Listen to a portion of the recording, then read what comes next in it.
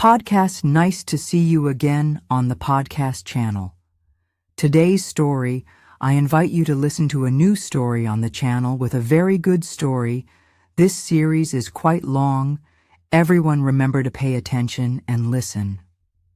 Hey guys, tonight we are diving headfirst into the swirling sands of time, to a land of colossal monuments, cryptic gods, and mysteries that have baffled brilliant minds for centuries. Imagine, for a moment, you're standing barefoot on sun-baked earth, the desert wind whispering secrets in your ear. The air is thick with the scent of river silt, exotic incense, and something ancient, something powerful. Towering statues gaze down with enigmatic smiles, and beneath your feet, countless stories lie buried waiting. This isn't just a history lesson, it's an atmospheric journey into the very heart of ancient Egypt's most enduring enigmas. And let's be honest, if you were actually transported back, with your modern sensibilities and lack of immunity to, well, everything, you probably wouldn't survive the first week. We're talking no Wi-Fi, questionable sanitation, and the constant threat of crocodile-themed deities having a bad day. So before you get comfortable, take a moment to like the video and subscribe, but only if you genuinely enjoy what I do. Here, your support, even just a click, really does help the channel grow and allows me to keep crafting these little escapes for you. And while you're at it, I'd love to know where you're tuning in from and what time it is for you. It's always fascinating to see our global community connecting through these shared stories. Now dim the lights, maybe turn on a fan for that soft background hum, and let's ease into tonight's journey together. You find yourself standing on the banks of a colossal river, a shimmering ribbon of life snaking its way through an almost impossibly vast expanse of ochre and sun-bleached sand. This is the Nile, long before the first pharaoh ever wore a crown, before the first pyramid pierced the sky. The air is cooler here, near the water, carrying the scent of damp earth, reeds, and distant cooking fires. Small clusters of mud brick huts huddle near the life-giving water, their inhabitants figures you can just make out, moving with a rhythm dictated by the sun and the river's pulse. This is pre-dynastic Egypt, a time stretching back further than the pharaohs, a period teeming with its own deep secrets. The first great unsolved mystery isn't a grand tomb or a missing queen. It's the very beginning of this monumental civilization. How did these scattered communities, these nascent cultures like the Badarian and the Nakada, transform into the unified kingdom that would later build wonders?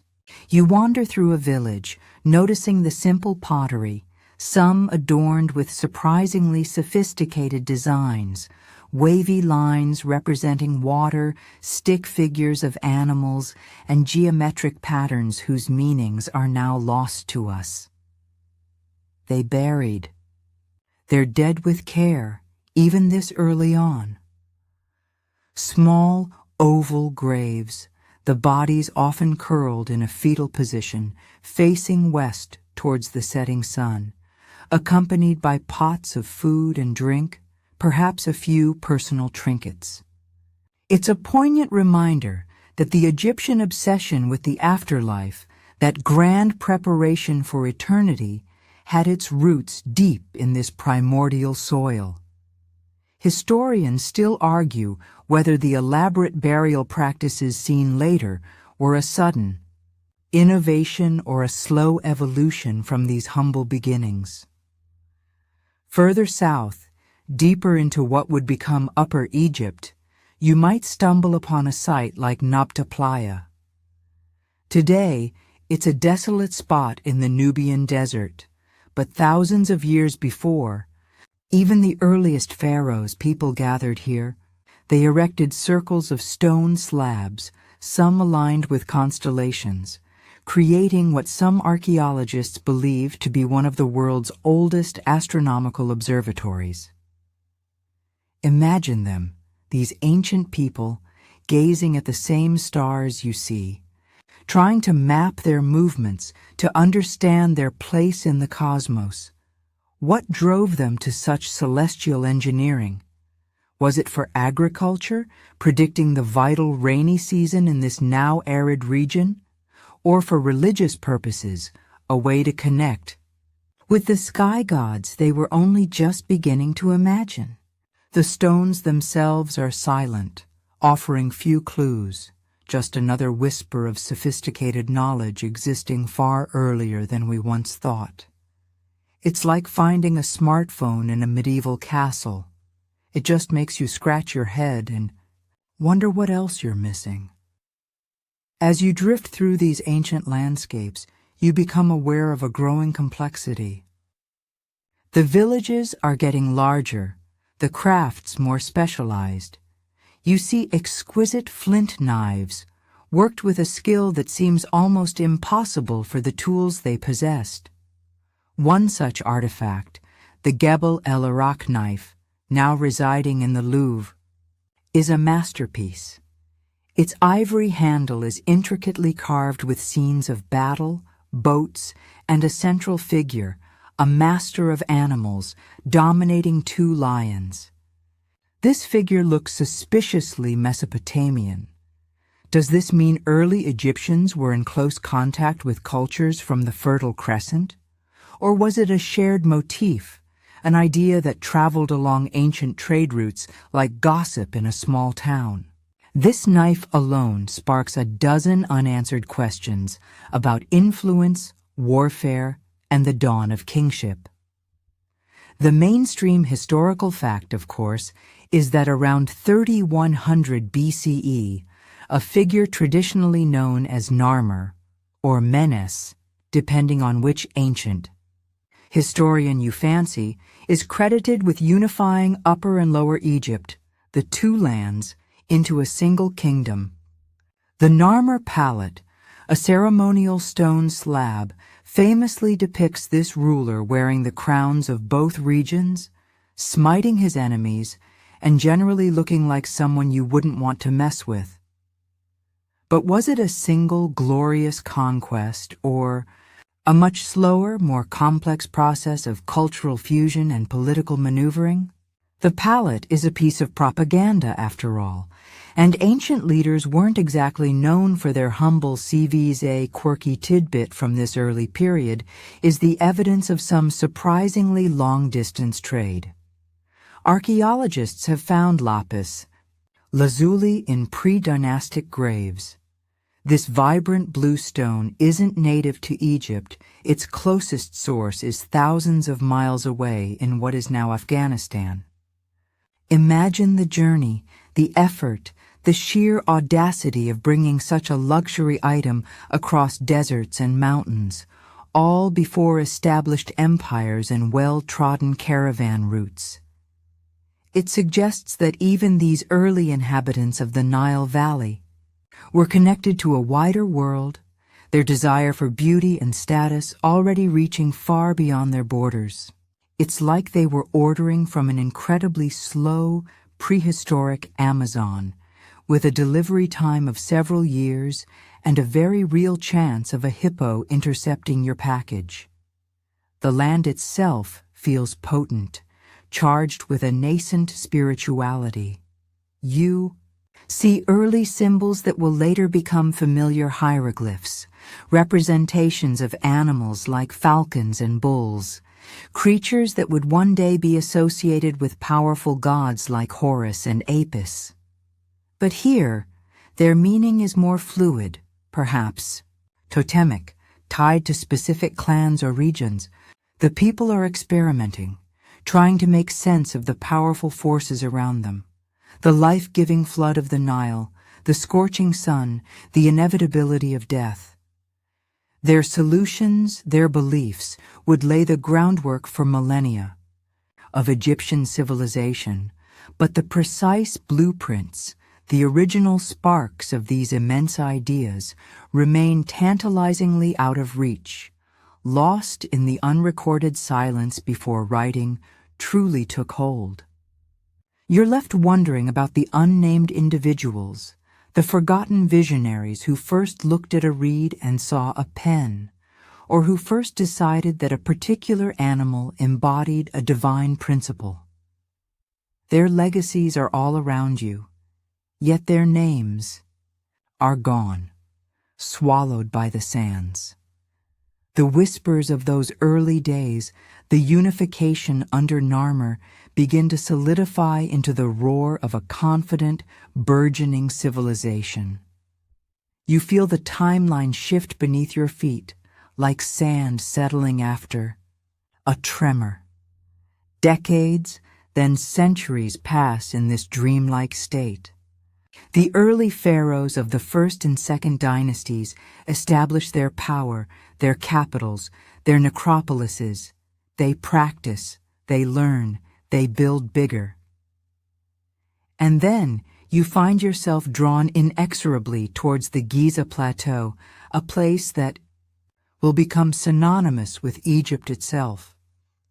The air here feels different, charged with an almost electric sense of ancient power and mind-boggling ambition.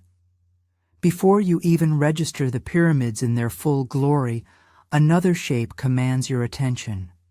It rises from the sands, a colossal, enigmatic beast carved not from imported stone, but from the very bedrock of the plateau.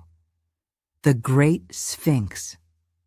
You stand before it, dwarfed, a mere speck at the paws of this silent guardian. Its limestone body, that of a recumbent lion, stretches out for over 240 feet, and its human head, adorned with the royal Nemes headdress, towers 66 feet high. Its gaze is fixed eastward, towards the rising sun, a stare that has weathered millennia of wind, sand, and the ceaseless parade of human history. It's seen empires rise and fall, languages born and die, and it just sits there, looking vaguely, unimpressed by it all, like a giant cat judging your life choices. The mainstream historical fact, the one you'll find in most textbooks, is that the Sphinx was carved around 2500 BCE during the reign of Pharaoh Khafre, the builder of the second largest pyramid at Giza. His face, they say, is the face on the Sphinx, a monumental portrait watching over his own funerary complex.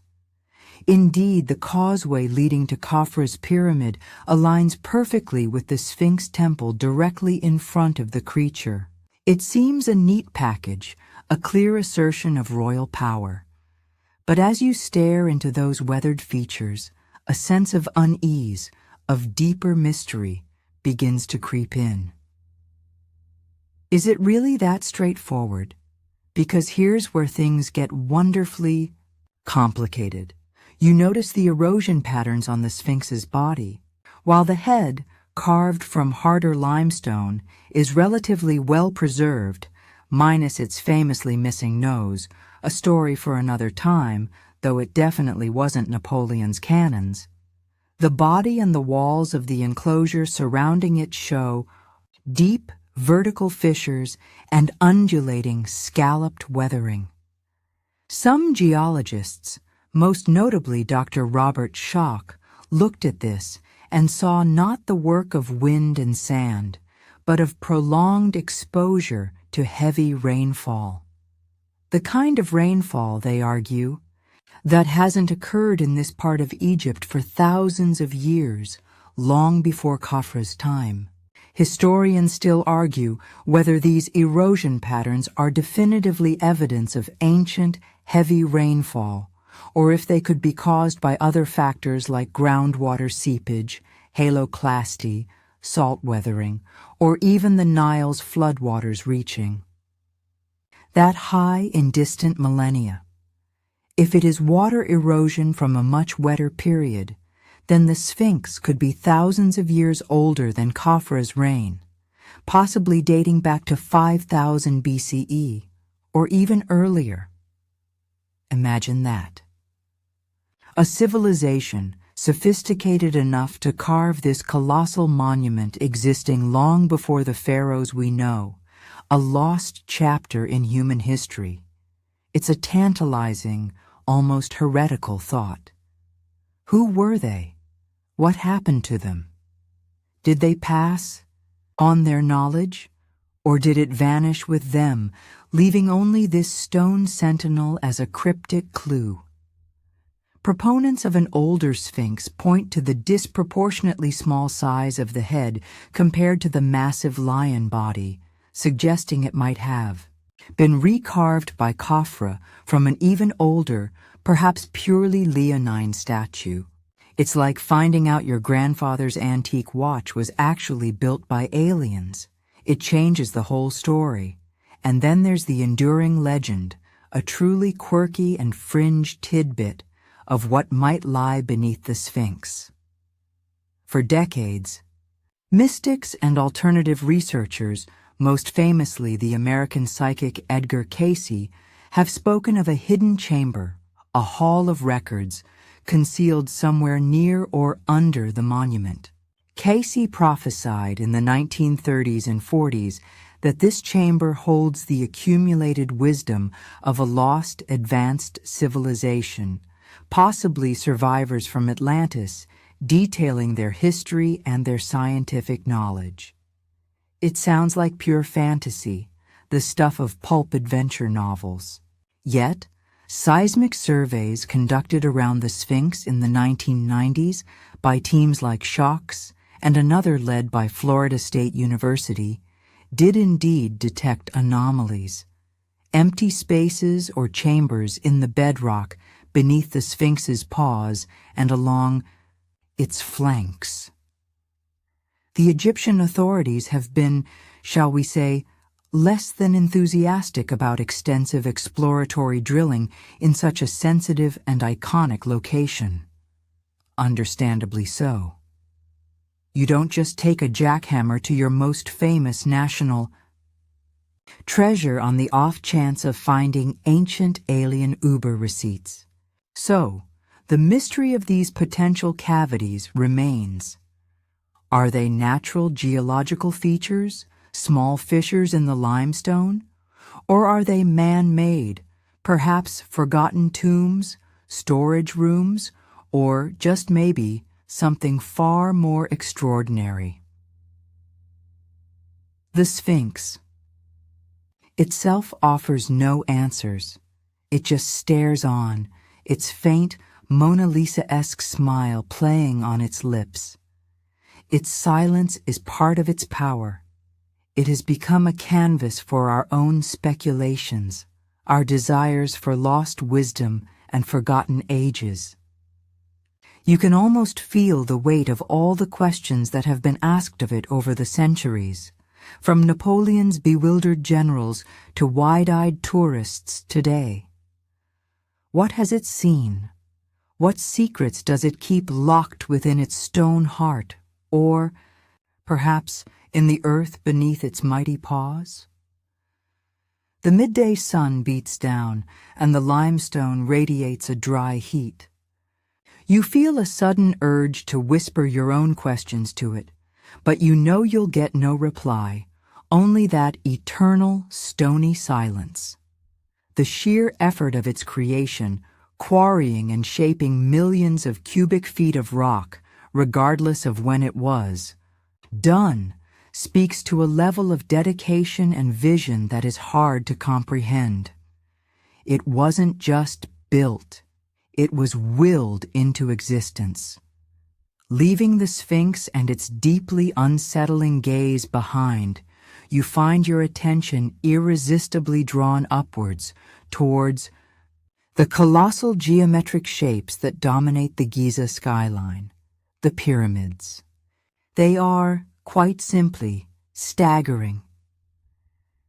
The Great Pyramid of Giza, built for Pharaoh Khufu, Khafra's father, stands as the most famous, the largest, and for nearly 4 millennia, the tallest man-made structure on Earth.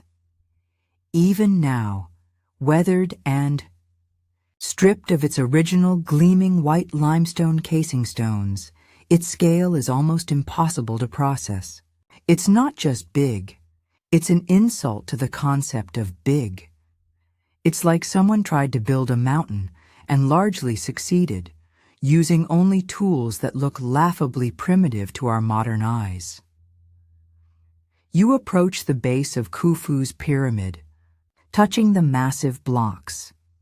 Each one, on average, weighs around 2.5 tons, the equivalent of a large SUV.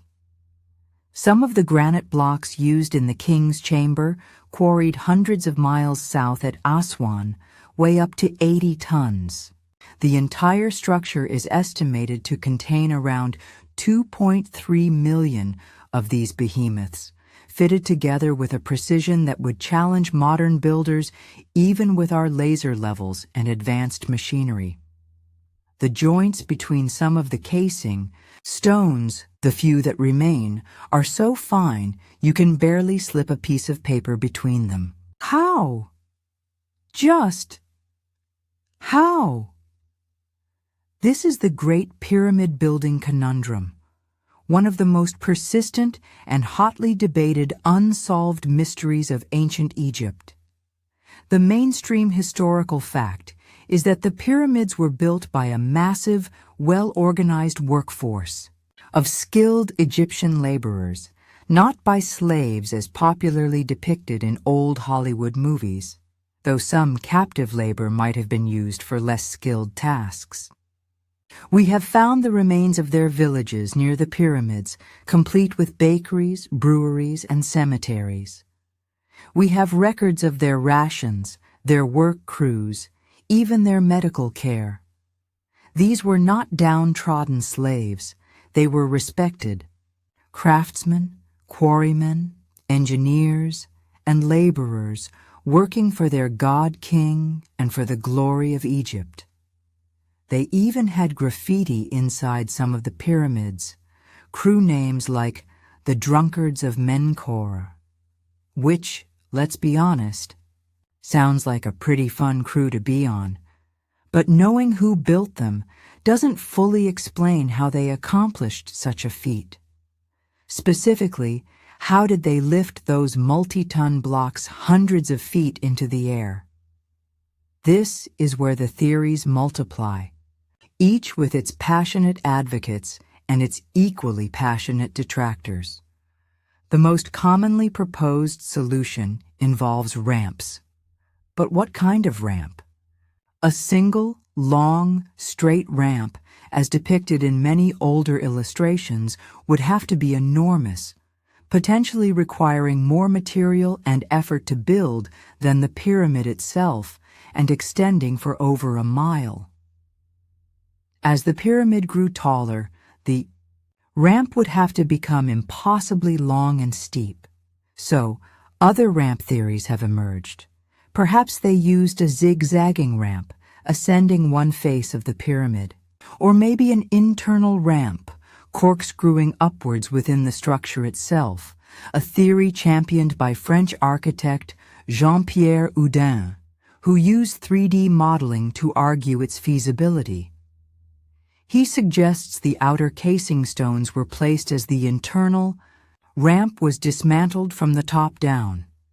Evidence for this could still be inside, hidden from view. Historians still argue whether any single ramp theory adequately accounts for the sheer scale and speed required. Some suggest a combination of techniques might have been employed. Then there are the more out-there ideas. You've probably heard some of them whispered on late-night documentaries. Ancient aliens with anti-gravity technology? While it makes for great entertainment, there's zero credible archaeological evidence to support it. Another, slightly less fantastical but still fringe, idea involves advanced acoustic levitation or sonic drills, harnessing the power of sound to lift stones or cut them with precision. Again, fascinating to imagine, but the physical proof is elusive. It's tempting, when faced with such a monumental achievement, to look for equally monumental, almost magical explanations. A quirky tidbit is the discovery of an ancient papyrus, the diary of an official named Merer, dating to Khufu's reign. This remarkable document, found at Wadi el-Jarf on the Red Sea coast, doesn't detail the pyramid's construction methods directly, but it does describe the transportation of white limestone blocks from the Tura quarries across the Nile to Giza. Merer talks about his crew of 40 men, their boat journeys, and the delivery of stones for the pyramid. It's a tangible link to the people involved, a mundane logistical record that somehow makes the whole colossal enterprise feel both more real and more mind-boggling. They weren't just abstract, ancient Egyptians. They were guys like Merer, keeping records, managing teams, probably complaining about the heat and the deadlines, just like project managers today, albeit with slightly higher stakes involving a god-king. You walk around the base of the Great Pyramid, feeling the sun reflect off its massive flanks. You see the scars of centuries, the places where the smooth casing stones were plundered to build medieval Cairo. Imagine it in its heyday, cased in polished Tura limestone, shining so brightly it would have been visible for miles, a beacon of power and divinity. The sheer logistics are overwhelming. Quarrying the stones, transporting them, some by boat, some overland, shaping them with copper tools, copper against granite, and then hoisting them into place with such accuracy. Some theories propose the use of wooden levers and rockers to maneuver the blocks, or perhaps short ramps and counterweights for the final placements. Experiments have been done with teams of men pulling similar-sized blocks on sledges over wetted sand, which significantly reduces friction. This is plausible for moving blocks on level ground, but lifting them vertically? The debate rages on. Did they build a series of smaller, stepped ramps that were incorporated into the core masonry and then removed? Did they employ some kind of wooden crane or shaduf-like lifting device scaled up to an incredible degree? The truth is, we don't have a definitive blueprint. The Egyptians, so meticulous in their tomb art and religious texts, left no detailed how-to guide for pyramid construction.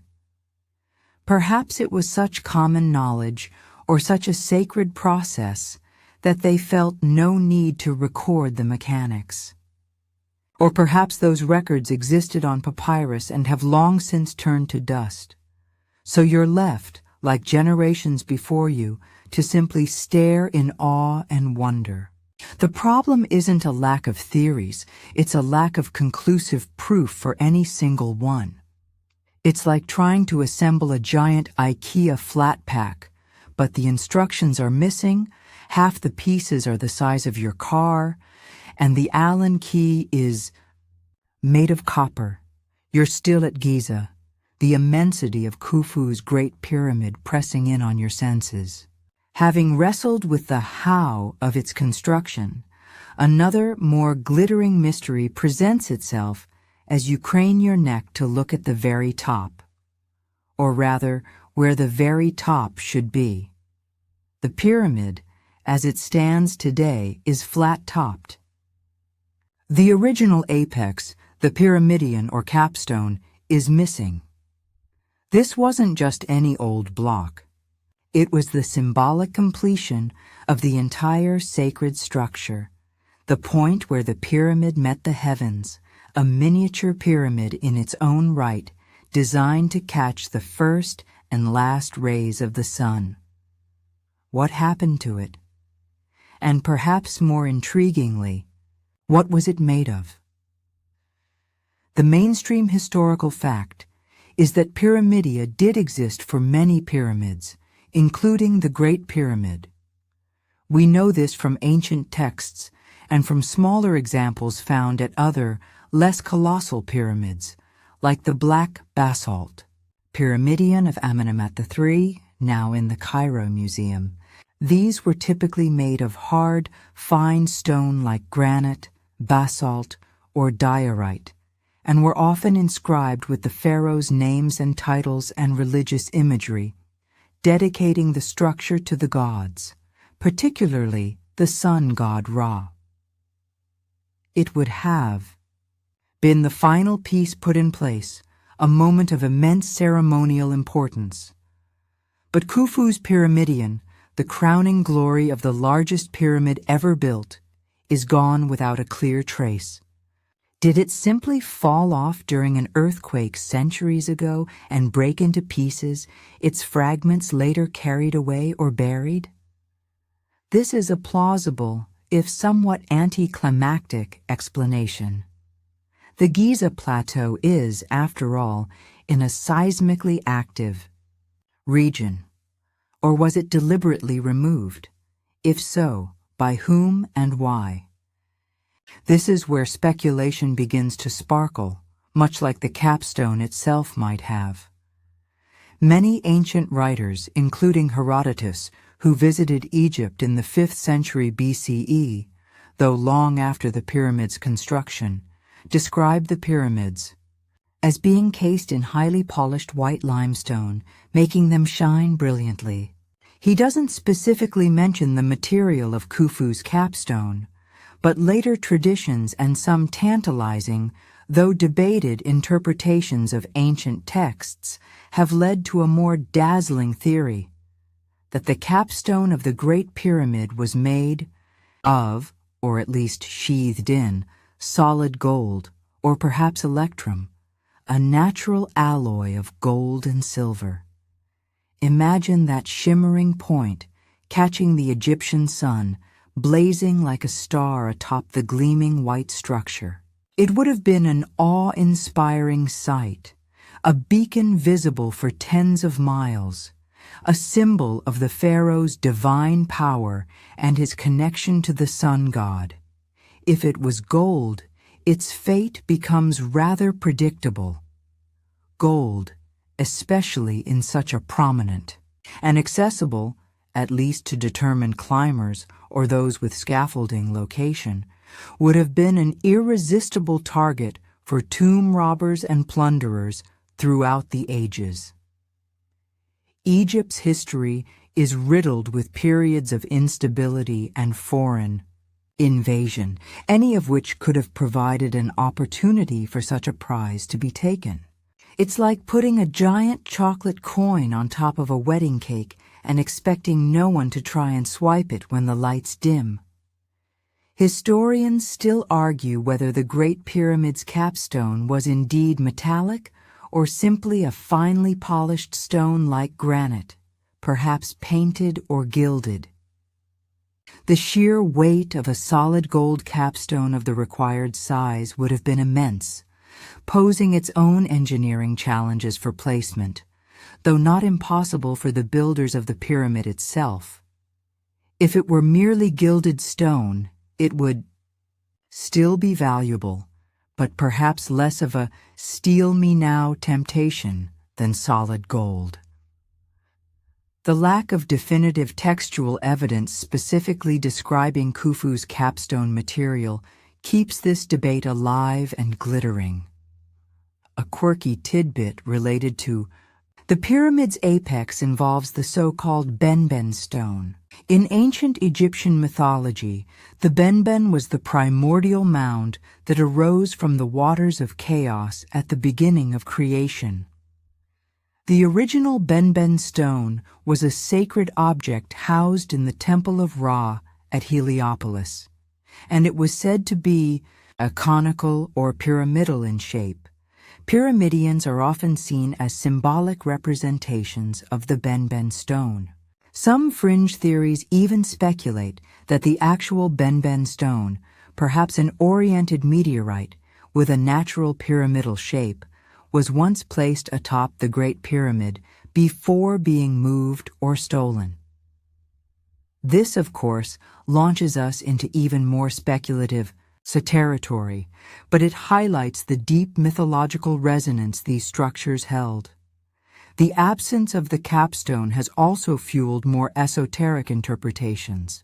Some believe it wasn't just a physical object, but had a symbolic or even energetic function, perhaps related to drawing down cosmic energies or facilitating the pharaoh's journey to the afterlife.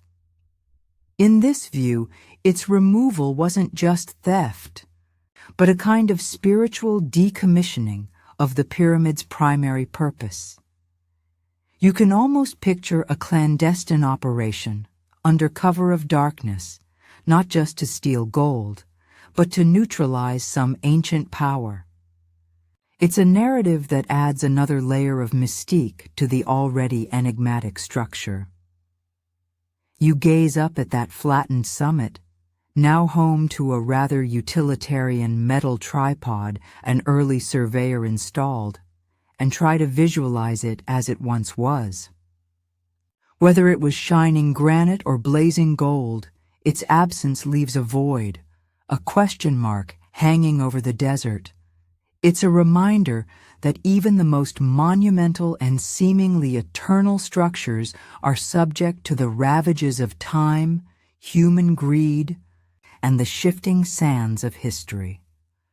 The pyramid is a statement of permanence, yet its very pinnacle is a testament to impermanence. The search for clues continues, albeit sporadically. Archaeologists occasionally find fragments of pyramidia from other, lesser pyramids. Perhaps one day, a fragment of Khufu's will turn up, maybe inscribed, maybe giving a hint to its original material. Or perhaps it was smashed into unrecognizable pieces, melted down, or reused in some long-vanished Cairene palace. For now, the top of the Great Pyramid remains a platform for your imagination, inviting you to picture its lost glory, that final, brilliant piece that completed one of humanity's most audacious architectural achievements. It's like the missing jewel from a priceless crown. Its absence only amplifies its legendary value. Your journey through Egypt's unsolved mysteries now takes you south, away from the stark, monumental geometry of Giza, down the Nile to a place of intricate carvings and more subtle but equally baffling enigmas. You find yourself drifting into the precincts of the Dendera Temple complex, dedicated primarily to Hathor, the goddess of love, beauty, music, joy, and motherhood. Basically, the ancient Egyptian goddess of a really good cosmic party. The current temple structures are mostly Ptolemaic and Roman, relatively late in Egyptian history, but the site itself is ancient, with evidence of worship going back to the Old Kingdom, back to the time of Khufu and his pyramid. As you wander through the cool, shadowy hypostyle hall, its massive columns carved with the face of Hathor, and explore the various chapels and crypts, you stumble upon something truly peculiar. Deep within one of the subterranean crypts, on the stone walls, are a series of large, intricate reliefs that have sparked one of the most unusual and persistent out-of-place artifact debates in Egyptology, the so-called Dendera light bulbs. You run your fingers over the cool stone, tracing the outlines. The carvings depict elongated, bulb-like objects, each with a serpentine filament running through its center. These bulbs are supported by what looks like a jed pillar, a common, Egyptian symbol representing stability, often associated with the god Osiris. At the base of the bulb, a cable or lotus stem appears to connect to a rectangular box or device, from which a figure, sometimes a priest, seems to be operating it. Inside the bulb, the filament is depicted as a snake, often emerging from a lotus flower. It's a striking image, and if you squint just right, after perhaps one too many cups of strong Egyptian coffee, it does bear a passing resemblance to a giant stylized incandescent light bulb, complete with a socket and a power source. The mainstream. Historical fact is that these reliefs are symbolic religious images, not depictions of ancient electrical technology. Egyptologists overwhelmingly interpret them within the context of Egyptian creation mythology. The bulb-like object is seen as representing the womb of the sky goddess Nut, or a lotus flower from which the snake, a symbol of creative force, or the god Harsamtus, a form of Horus, emerges at dawn, symbolizing creation and the rising sun. The jed pillar is Osiris, providing stability, and the cable is a stylized lotus stem, a common motif in Egyptian art. The figures are priests engaged in ritual, not ancient electrical engineers. It's all perfectly explainable through the rich lexicon of Egyptian iconography and mythology. The snake inside is a key element representing the primordial creative energy. And yet, the visual similarity to a light bulb, however superficial, is undeniably there, and it has captivated imaginations for decades. Proponents of the ancient electricity theory, often found in fringe archaeological circles, argue that the Egyptians possessed a forgotten knowledge of electricity. They point to these reliefs as proof, suggesting that these crypts, being deep, underground, and without windows, would have needed a sootless form of illumination for artists to work. Torches or oil lamps, they argue, would have left telltale soot deposits on the ceilings and walls, which are notably absent in some of these chambers. Therefore, they conclude, the Egyptians must have had some form of electric light. It's a bit like saying, because your toddler drew a picture of a flying pig, pigs must have secretly been able to fly in the Jurassic period. This is where historians still argue whether the absence of soot is definitive proof of electric lighting, or if skilled use of high-quality oil lamps, good ventilation, even in crypts, or even reflective surfaces, could have minimized soot to the point of it being undetectable after millennia.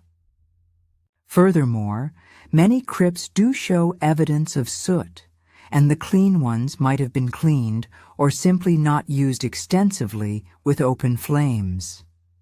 A quirky tidbit often brought up in connection with this theory is the Baghdad Battery, a collection of terracotta pots containing copper cylinders and iron rods found near Baghdad and dating to the Parthian or Sasanian periods, a few centuries BCE to a few centuries CE. Some have proposed these could have functioned as galvanic cells, producing a small electrical current. While this is itself debated, they could have been for storing scrolls, for example. Ancient electricity enthusiasts sometimes link this to the Dendera reliefs, suggesting a wider, lost electrical knowledge in the ancient world. There's no direct link between ancient Mesopotamia and Ptolemaic Egypt in this specific technological context, but it fuels the idea that they knew more than we think. You stare at the carvings. The priests are depicted with an air of solemn ritual. The bulbs are undeniably strange, even within the already fantastical world of Egyptian art. Could there be a lost technology here, misinterpreted or deliberately obscured by later generations? Or is it simply a case of pareidolia, our modern eyes so accustomed to electrical devices, seeing familiar shapes in ancient religious symbols? It's easy to dismiss, but the image is persistent. The filament snake, the socket jed pillar, the cable lotus stem, it all lines up just a little too neatly for some. The argument against ancient electricity is strong, of course.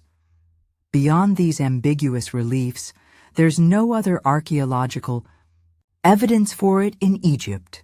No wires, no generators, no other depictions of electrical devices. And if they had electricity, why wasn't it used more widely for more mundane purposes? Why no ancient Egyptian hair dryers? Imagine Cleopatra's styling routine, or hieroglyphic neon signs over the local falafel stand. The practical implications of such a discovery would have been revolutionary and likely far more evident in the archaeological record. Still, the Dendera light bulbs remain a fascinating puzzle. They remind us that ancient art is a language, and we are often trying to decipher it without the full dictionary or cultural context. We see a snake in a bulb. They saw the birth of a god from the primeval lotus. But the whisper of, "What if?" remains, a tiny spark in the darkness of the ancient crypt. It makes you wonder what other symbols, what other images from the past we might be completely misinterpreting through our 21st century lens. The temple feels cool and silent around you. The carved gods and goddesses offering no easy answers, only more layers of meaning and mystery. You leave the curious glow of Dendera's light bulbs behind, and the timeline shifts again, pulling you back to the heart of the 18th dynasty, Egypt's golden age, around the 14th century BCE. This was a time of immense power, wealth, and artistic achievement. But even golden ages have their shadows, their radical departures, and their subsequent cover-ups.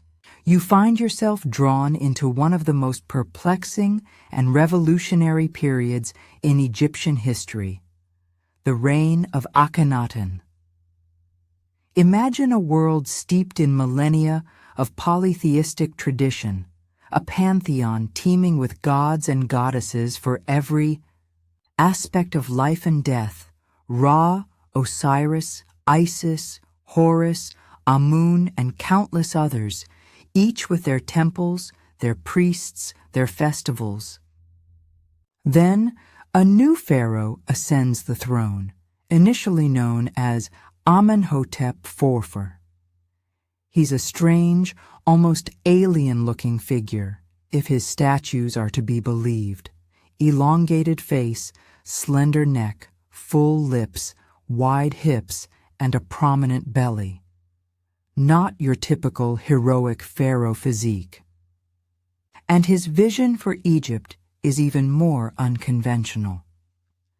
Within a few years of his reign, Amenhotep IV begins a religious revolution that shakes Egypt to its core.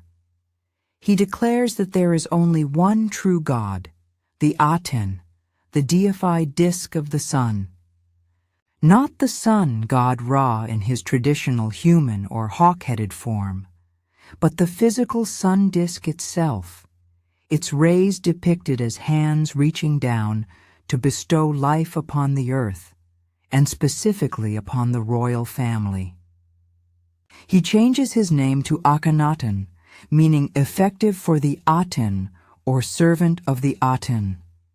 He effectively tries to erase the old gods, particularly Amun-Ra, the powerful state god whose priesthood had become immensely wealthy and influential. It's like the CEO of a global megachurch suddenly announcing everyone should now worship a particularly shiny dinner plate. This is the mainstream historical fact. Akhenaten instigated a period of monotheistic, or perhaps henotheistic, focusing on one god while not denying others entirely, worship unique in Egyptian history. He moved the capital city from Thebes, the heart of Amun worship, to a brand new purpose-built city in the desert at a site now called Amarna, dedicating it to the Aten. He named it Akhetaten, Horizon of the Aten.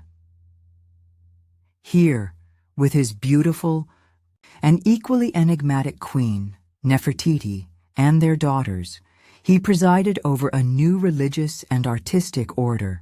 The art of the Amarna period is strikingly different, more naturalistic, more intimate, showing the royal family in relaxed, almost candid poses, a far cry from the stiff, formal iconography of previous eras. But the mystery surrounding Akhenaten is manifold. What truly motivated this radical departure? Was it pure religious conviction, a genuine spiritual revelation? Or was it a calculated political move to break the power of the Amun priesthood, who had grown almost to rival the pharaoh's authority? Historians still argue whether Akhenaten was a visionary mystic, a heretical madman, or a shrewd political operator. Perhaps he was a complex mix of all three. And then there's Nefertiti, whose famous bust, discovered at Amarna in 1912, has made her an icon of beauty and regal grace. Her role during Akhenaten's reign is also debated. She is depicted with extraordinary prominence in reliefs and statues, sometimes even shown in poses usually reserved for the pharaoh, like smiting enemies. Did she rule alongside Akhenaten as a co-regent, wielding true power? Some inscriptions even give her kingly titles. Her name means the beautiful one has come forth, and she certainly did, but her ultimate fate is shrouded in mystery. She disappears from the historical record around year 12 or 14 of Akhenaten's 17-year reign. Did she die? Was she disgraced? Or did she, as some theories propose, take on a new name and identity, perhaps even ruling briefly as a pharaoh herself, under the name Neferneferuaten or Smenkhkare, after Akhenaten's death? The entire Amarna period, this shining city of Akhetaten built in the desert, lasted only a few decades. After Akhenaten's death, his revolution crumbled. His successor, possibly Smenkhkare, whose identity is another puzzle. Was he Akhenaten's brother, son, or even Nefertiti in disguise? Had a brief reign. Then came the young Tutankhaten, living image of Aten, who soon changed his name to Tutankhamun, living image of Amun, signaling a return to the old gods. The court abandoned Akhetaten, and the city slowly withered and died, its stones later plundered for other building projects. The priests of Amun reasserted their power with a vengeance. And here lies another part of the mystery, the systematic attempt to erase Akhenaten from history. His name and image were chiseled from monuments, his temples dismantled, his city abandoned to the sands. He became known as the heretic pharaoh, or the criminal of Akhetaten. It was a concerted effort of damnatio memoriae, a condemnation of memory. Why such vehemence? Was it simply religious outrage, or was there something more personal, more scandalous about his reign that later rulers wanted to obliterate? A quirky tidbit from this era involves the unique physical depictions of Akhenaten and his family. The elongated skulls, slender limbs, and androgynous features have led to all sorts of medical speculations. Did he suffer from Marfan syndrome, Froelich syndrome, or some other genetic condition? Or was this extreme stylization simply a new artistic canon, meant to represent the royal family as otherworldly, touched by the divine Aten in a unique way, perhaps even as androgynous creative beings like the Aten itself was sometimes conceived? The DNA studies on the Amarna royal mummies, including Tutankhamun, believed to be Akhenaten's son, have yielded some clues but no definitive diagnosis that fully explains the art style. It's like the royal family decided to pioneer a very specific, very avant-garde fashion trend, and we're still trying to figure out if it was a medical condition or just really committed artistic expression. The world Akhenaten tried to build. This sun-drenched utopia dedicated to a single, abstract deity was a radical experiment. It was as if a brilliant, strange flower bloomed briefly in the desert, only to be violently uprooted and its seeds scattered. You wander the ghostly ruins of Amarna in your mind, imagining the vibrant city it once was, filled with palaces, temples, and gardens, all bathed in the light of the Aten. The silence now is profound. What secrets did those erased inscriptions hold? What really happened to Nefertiti? And what was the true nature of Akhenaten's revolutionary vision? A vision so potent that it had to be not just defeated, but utterly annihilated from the memory of Egypt? The sands of Amarna hold their secrets tightly, a testament to a revolution that dared to challenge millennia of tradition and paid the ultimate price. The attempted erasure of Akhenaten and his Atenist revolution was so thorough that his name, and that of his immediate successors like Smenkhkare and Tutankhamun, were largely forgotten by later Egyptian chroniclers. They were the heretics, the blip in the otherwise orderly progression of pharaohs. And so, when you feel the timeline shift once more, it's towards a discovery that brought one of these forgotten names roaring back into global consciousness, a name now synonymous with ancient Egyptian treasure, Tutankhamun. You find yourself in the Valley of the Kings, that desolate, sun-baked wadi on the west bank of the Nile at Thebes, the burial place of pharaohs and powerful nobles of the New Kingdom. For centuries, explorers and archaeologists scoured this valley, convinced that all its major tombs had been found, most of them plundered in antiquity. But one British archaeologist, Howard Carter, backed by his patron Lord Carnarvon, was obsessed with finding the tomb of a little-known boy king, Tutankhamun. After years of fruitless searching, in November 1922, his workmen stumbled upon a flight of steps cut into the valley floor, leading to a sealed doorway. Imagine Carter's trembling excitement as he made a small breach in that door, peered in with a candle, and was met with the glint of gold everywhere. Lord Carnarvon, impatient behind him, asked, "Can you see anything?" Carter's famous reply, "Yes, wonderful things." This is the mainstream historical fact. The discovery of KV-62, Tutankhamun's tomb, was one of the most spectacular archaeological finds of all time, primarily because it was astonishingly intact, having largely escaped the widespread looting that befell other royal tombs. It was a treasure trove, a time capsule filled with over 5,000 artifacts, from golden chariots and jewel-encrusted thrones to everyday items, all crammed into a surprisingly small 4-room tomb. But beyond the dazzling gold, mysteries linger. Around the boy king himself. Who exactly was Tutankhamun? We know he ascended the throne as a child, perhaps as young as 9, and reigned for about a decade before dying around the age of 19, circa 1324 BCE.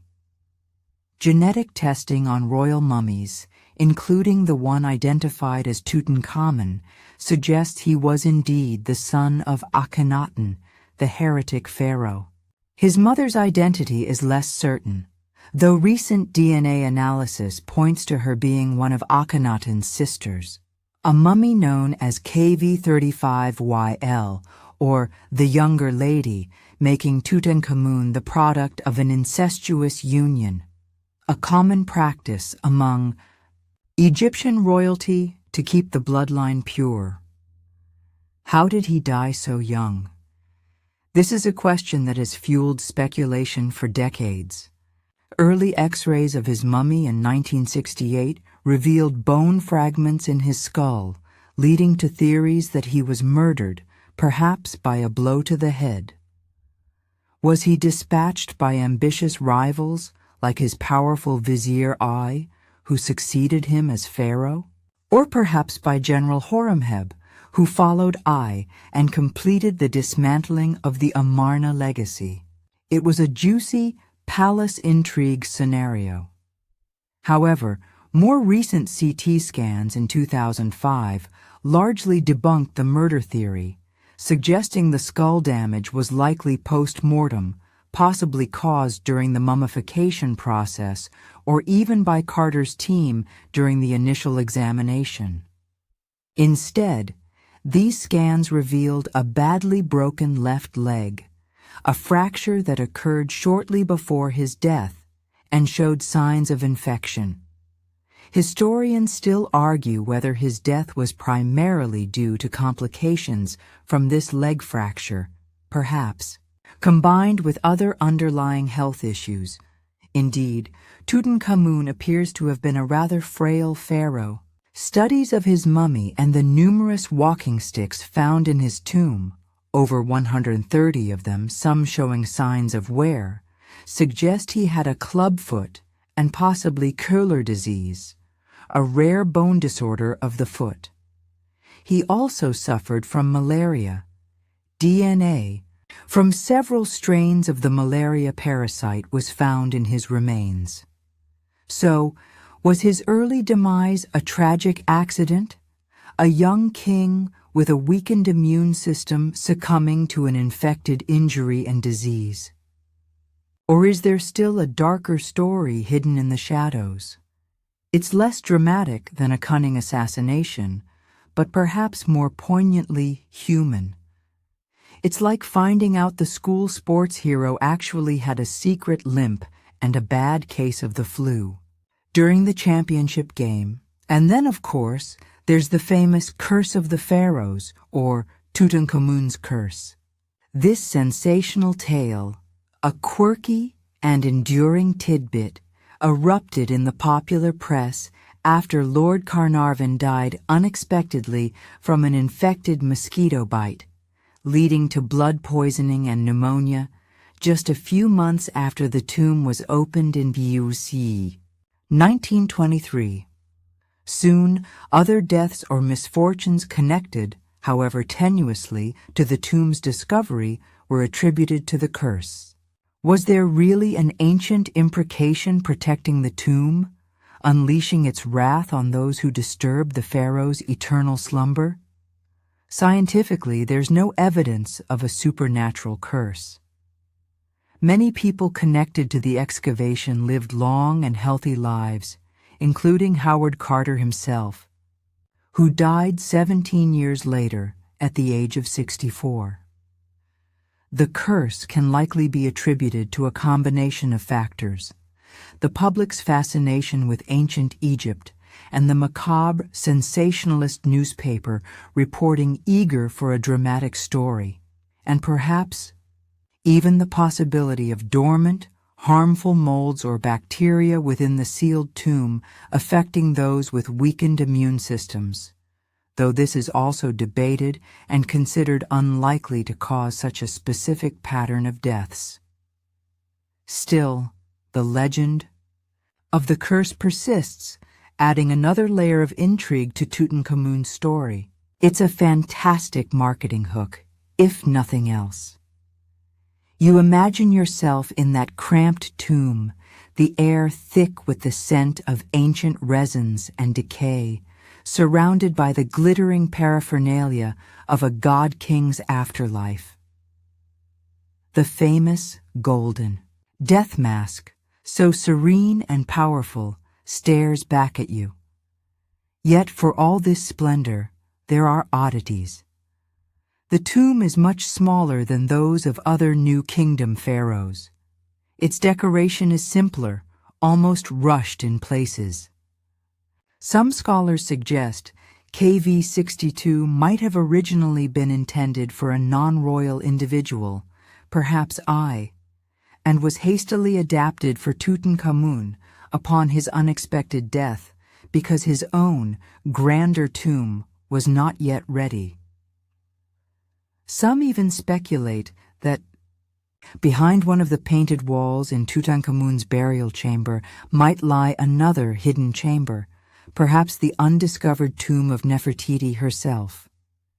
This theory, proposed by Egyptologist Nicholas Reeves based on high-resolution scans of the walls, created immense excitement, but subsequent, more detailed radar scans have been inconclusive or have cast doubt on the existence of such hidden voids. The boy king, it seems, continues to guard his secrets well, even in death.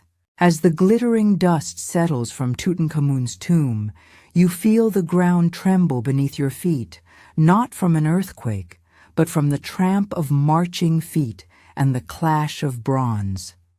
The timeline lurches forward, carrying you into the reigns of later New Kingdom pharaohs, specifically Ramesses II, the Great, and his successors in the 19th and 20th dynasties, roughly the 13th and 12th centuries BCE. This was an era of monumental building and epic battles, but also one of growing threats from beyond Egypt's borders. And among these threats, none are more enigmatic or ultimately devastating than the mysterious confederation known as the Sea Peoples. Imagine yourself standing on the shores of the Nile Delta, looking out towards the vast expanse of the Mediterranean. The air is salty, and a sense of unease hangs heavy. For decades, whispers have been growing, then shouts of powerful migrating groups, skilled seafarers and warriors who are disrupting the established order of the late Bronze Age world. They are not a single nation, but a coalition of different tribes or peoples whose names are recorded by the Egyptians in inscriptions and reliefs. The Shurdan, the Luka, the Ekwesh, the Teresh, the Peliset, the Denyen, the Weshesh, the Shekelesh, the Checker. Who were these people? Where did they come from? And what drove them on their path of conquest and migration? This is the mainstream historical fact. Around the late 13th and early 12th centuries BCE, the Eastern Mediterranean world experienced a period of widespread upheaval, often referred to as the Late Bronze Age collapse. Major civilizations and city-states in Anatolia, modern Turkey, Cyprus, Syria, and Canaan were destroyed or severely weakened. The Hittite Empire vanished, Mycenaean Greece declined, and the Sea Peoples are consistently named in Egyptian records as key players in this Widespread chaos. Pharaohs like Merneptah and, most famously, Ramesses III fought major battles against them, both on land and at sea, and recorded their victories in grand inscriptions at temples like Medinet Habu. Ramesses III's reliefs show chaotic naval battles, with Egyptian ships grappling with enemy vessels crewed by feathered helmeted warriors, and land battles with ox carts carrying the sea people's families, indicating they were not just raiders, but migrants seeking new homes. The mystery lies in the precise origins and motivations of these various groups. The Egyptian texts give us their names, but frustratingly little concrete information about where they sailed from or why they were on the move. Were they from the Aegean, perhaps displaced Mycenaeans? Anatolia, Sicily, Sardinia, or other parts? Of Italy, or even further afield? The names offer tantalizing but often ambiguous clues. The Shurden, for instance, are sometimes linked to Sardinia due to the similarity in name and their distinctive horned helmets and round shields. The Luca are often associated with the Luca lands of southwestern Anatolia. The Peliset are widely believed to be the Philistines of the Bible, who settled on the coast of Canaan. But for many of the other groups, their homelands remain a subject of intense scholarly debate. Historians still argue whether the Sea Peoples were a primary cause of the Late Bronze Age collapse, or if they were themselves victims of wider systemic failures like climate change, drought, famine, internal rebellions, and the disruption of trade routes, and were thus forced to migrate and raid out of desperation. It's like a massive, ancient geopolitical whodunit. A whole network of interconnected civilizations suddenly goes haywire, and these mysterious maritime groups are caught in the middle of it, sometimes looking like the culprits, sometimes like fellow refugees. You can picture Egyptian scribes frantically trying to identify these new enemies, each with their distinct attire and weaponry, asking captured prisoners, "Okay, you with the feathery hat, where are you guys from? And what about you, Mr. Horned Helmet? Is that a fashion statement or a regional specialty?" A quirky tidbit concerning the Sea Peoples is the theory that some of them might have been, essentially, a kind of ancient multinational band of pirates or mercenaries who, seeing the great empire's weakening, decided it was a good time to go into business for themselves on a grand scale. Some of the Shurden, for example, had earlier served as mercenaries in the Egyptian army under Ramesses II, so they knew Egyptian tactics and capabilities. Perhaps they, or other groups like them, saw an opportunity in the growing instability, forming opportunistic alliances to plunder and settle new lands. It's a bit like if a bunch of laid-off private security contractors from different countries suddenly teamed up to raid Fort Knox with Viking longships. The Egyptians, particularly Ramesses III, claim to have decisively defeated the Sea Peoples and saved Egypt from the destruction that befell other powers. His inscriptions at Medinet Habu are a vivid testament to these struggles. Yet, even if victorious, Egypt was weakened. It lost its empire in Canaan and Syria, and the effort of fending off these incursions, coupled with internal problems, contributed to the decline of the new kingdom. Some Sea Peoples, like the Peliset, Philistines, did manage to settle in Canaan, becoming a persistent thorn in the side of the Israelites, as documented in the Old Testament. Others may have been absorbed into the Egyptian population or settled elsewhere in the Mediterranean. their distinct identities eventually fading. You try to piece together the fragments. Were they fleeing famine or natural disasters in their homelands? Were they warriors dispossessed by internal conflicts? Were they opportunistic raiders or desperate migrants? The answer is likely a complex mix, different for each group within this loose confederation. The term Sea Peoples itself is an Egyptian one, lumping together diverse groups who may not have seen themselves as a unified entity. The lack of their own written records makes deciphering their story incredibly difficult.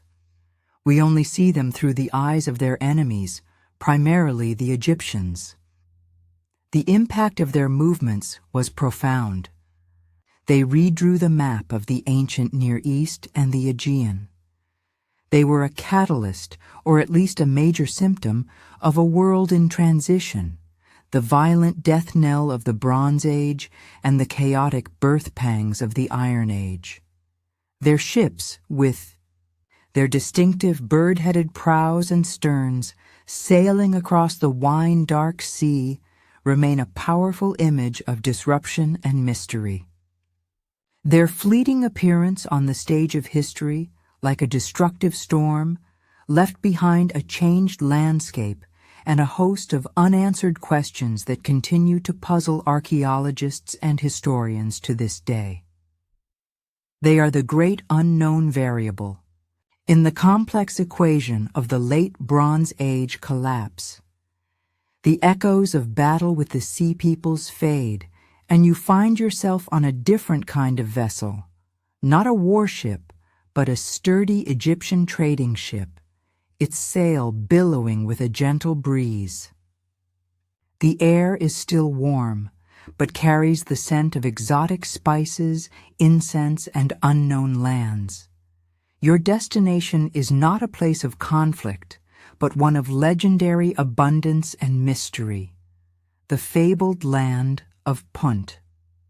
For centuries, from the Old Kingdom Rite through to the New Kingdom, the Egyptians mounted ambitious expeditions to Punt, a remote and exotic locale renowned for its precious goods.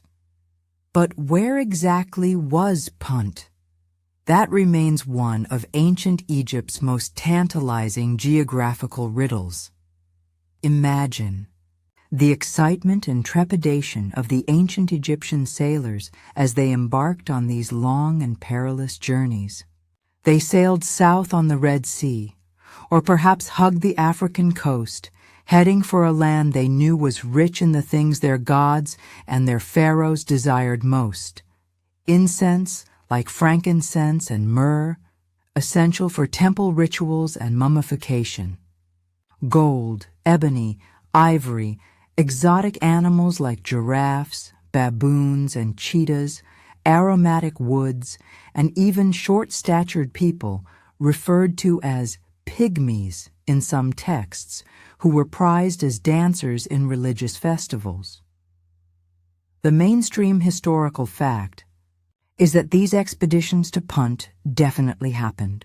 The most famous and beautifully documented of these is the one undertaken during the reign of the female pharaoh Hatshepsut in the 18th dynasty, around 1470 BCE. Her magnificent mortuary temple at Deir el-Bahri contains stunning reliefs depicting the entire expedition: the ships setting sail, their arrival in Punt, the strange stilt houses of the Puntites, their ruler King Parahu, and his remarkably large Queen Ati.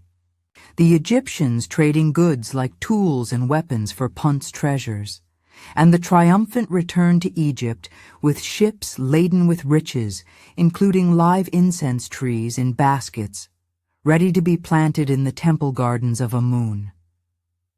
It's like a beautifully illustrated travel blog from 3,500 years ago.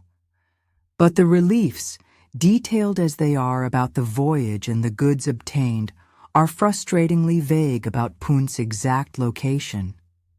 Was it on the coast of modern-day Somalia, Eritrea, Djibouti, Sudan, or perhaps even further south along the East African coast, or across the Red Sea on the Arabian Peninsula in modern-day Yemen or Oman?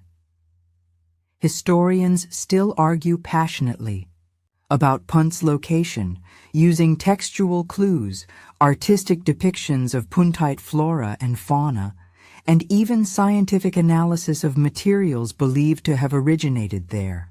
The depictions of the Puntites themselves in Hatshepsut's reliefs show them as dark-skinned people with features distinct from Egyptians, Nubians, or Libyans. Their houses are beehive-shaped huts built on stilts, presumably to protect against floods or animals. The landscape shows palm trees, myrrh trees, and various African animals. These details could fit several regions in the Horn of Africa or southern Arabia. It's like trying to identify a holiday destination based only on a few slightly stylized postcards showing palm trees and a distinctive-looking local resident. Quirky tidbit that adds another layer to the Punt puzzle is the analysis of mummified baboons found in Egypt. Baboons were one of the exotic animals imported from Punt. By studying the strontium isotope ratios in the baboon's teeth, which reflect the geology of the region where they grew up, scientists have been able to narrow down potential locations. Some studies on New Kingdom-era baboon mummies have pointed towards regions in modern-day Eritrea and eastern Ethiopia as likely origins, lending weight to the Horn of Africa theory for Punt's location during that period. It's a fascinating example of how modern science can be used to shed light on ancient mysteries, like a DNA test for a long-lost ancestor's travel itinerary. Remember those crocodile dung sunscreens? Well, this is slightly more sophisticated science. The voyage itself was a major undertaking, not for the faint of heart.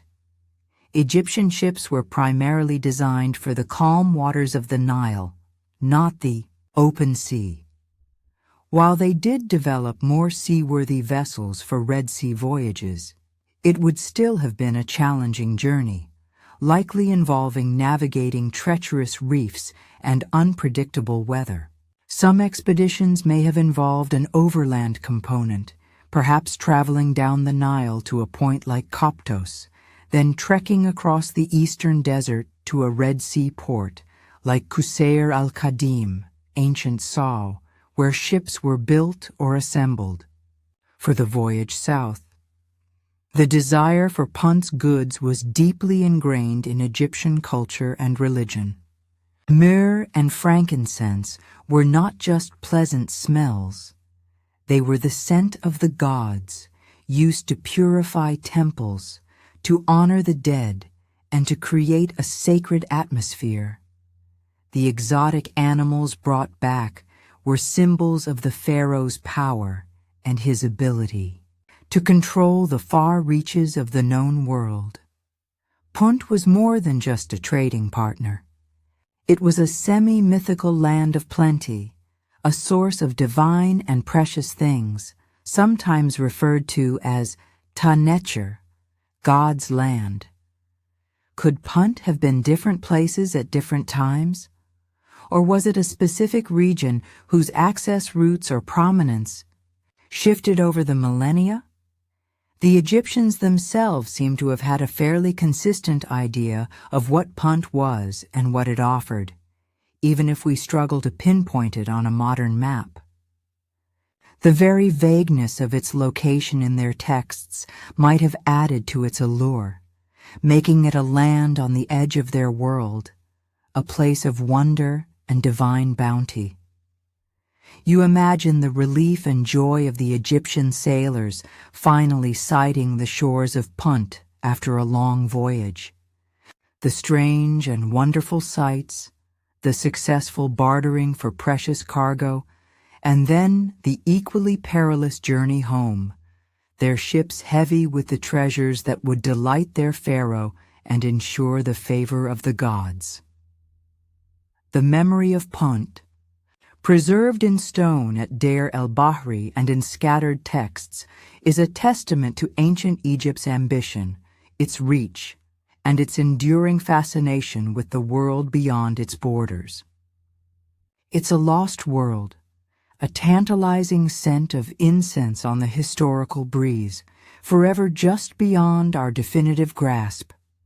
The scent of Puntite incense gradually fades, replaced by the perfumes and political intrigue of a much later, though equally, legendary era. You find yourself drifting towards the very end of pharaonic Egypt, the Ptolemaic period, a time when Greek rulers sat on the Egyptian throne. And at the glittering, decadent heart of this era stands one of history's most captivating and enigmatic women, Cleopatra VII. Her life was a tapestry of ambition, love, war, and tragedy, but her final act and her final resting place remain one of Egypt's most enduring unsolved mysteries. Cleopatra, the last pharaoh of Egypt, a descendant of Ptolemy the Marsoter, one of Alexander the Great's generals, was a formidable figure. She was renowned not just for her beauty, though ancient sources actually praise her intelligence and charisma more, but for her intellect, her political acumen, and her linguistic skills. She was reportedly the first Ptolemaic ruler to actually learn the Egyptian language. She navigated the treacherous waters of Roman power politics, forging alliances and love affairs with two of Rome's most powerful men, Julius Caesar and later Mark Antony, all in an effort to preserve Egypt's independence and her own rule. Mainstream historical fact is that after her and Antony's devastating defeat by Octavian, later Emperor Augustus, at the Battle of Actium in 31 BCE, and Octavian's subsequent invasion of Egypt, both Cleopatra and Mark Antony chose to die by suicide in Alexandria in 30 BCE rather than suffer the humiliation of being paraded in a Roman triumph. Antony, hearing a false report of Cleopatra's death, stabbed himself. He was then carried, dying, to Cleopatra and expired in her arms. A few days later, Cleopatra, after a final defiant meeting with Octavian, also took her own life.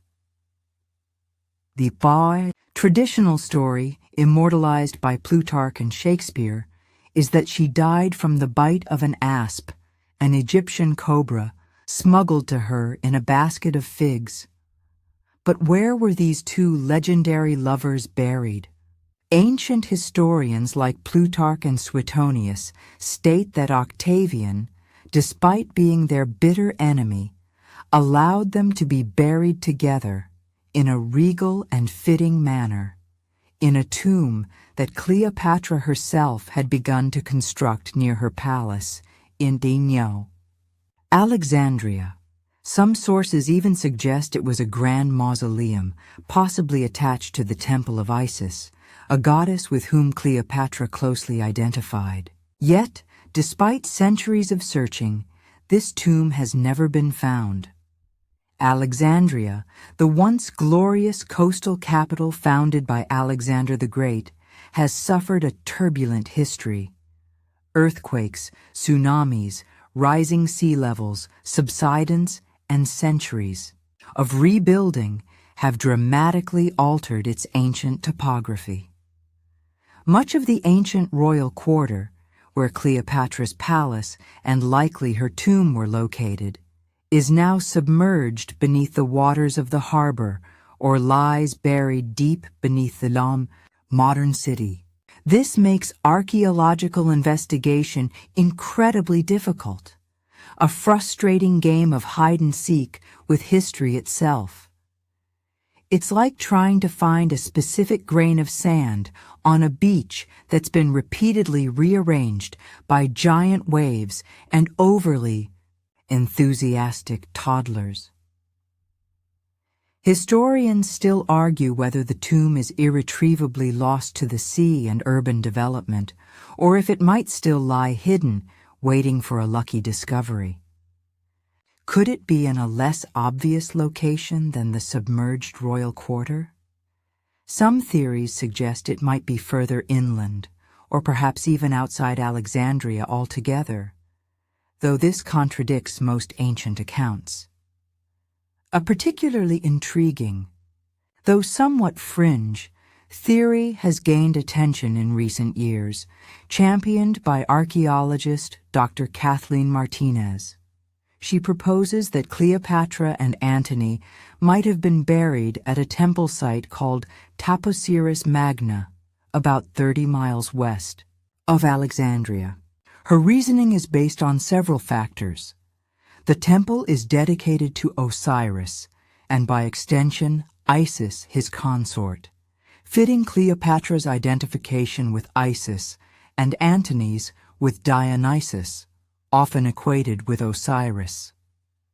The site dates to the Ptolemaic period, and significantly, she believes that Cleopatra, knowing Octavian's ruthlessness, might have arranged for a secret burial away from the prying eyes and potential desecration in Alexandria, hoping to be united with Antony in a sacred place linked to the Osiris-Isis cult, ensuring their deification and eternal life together.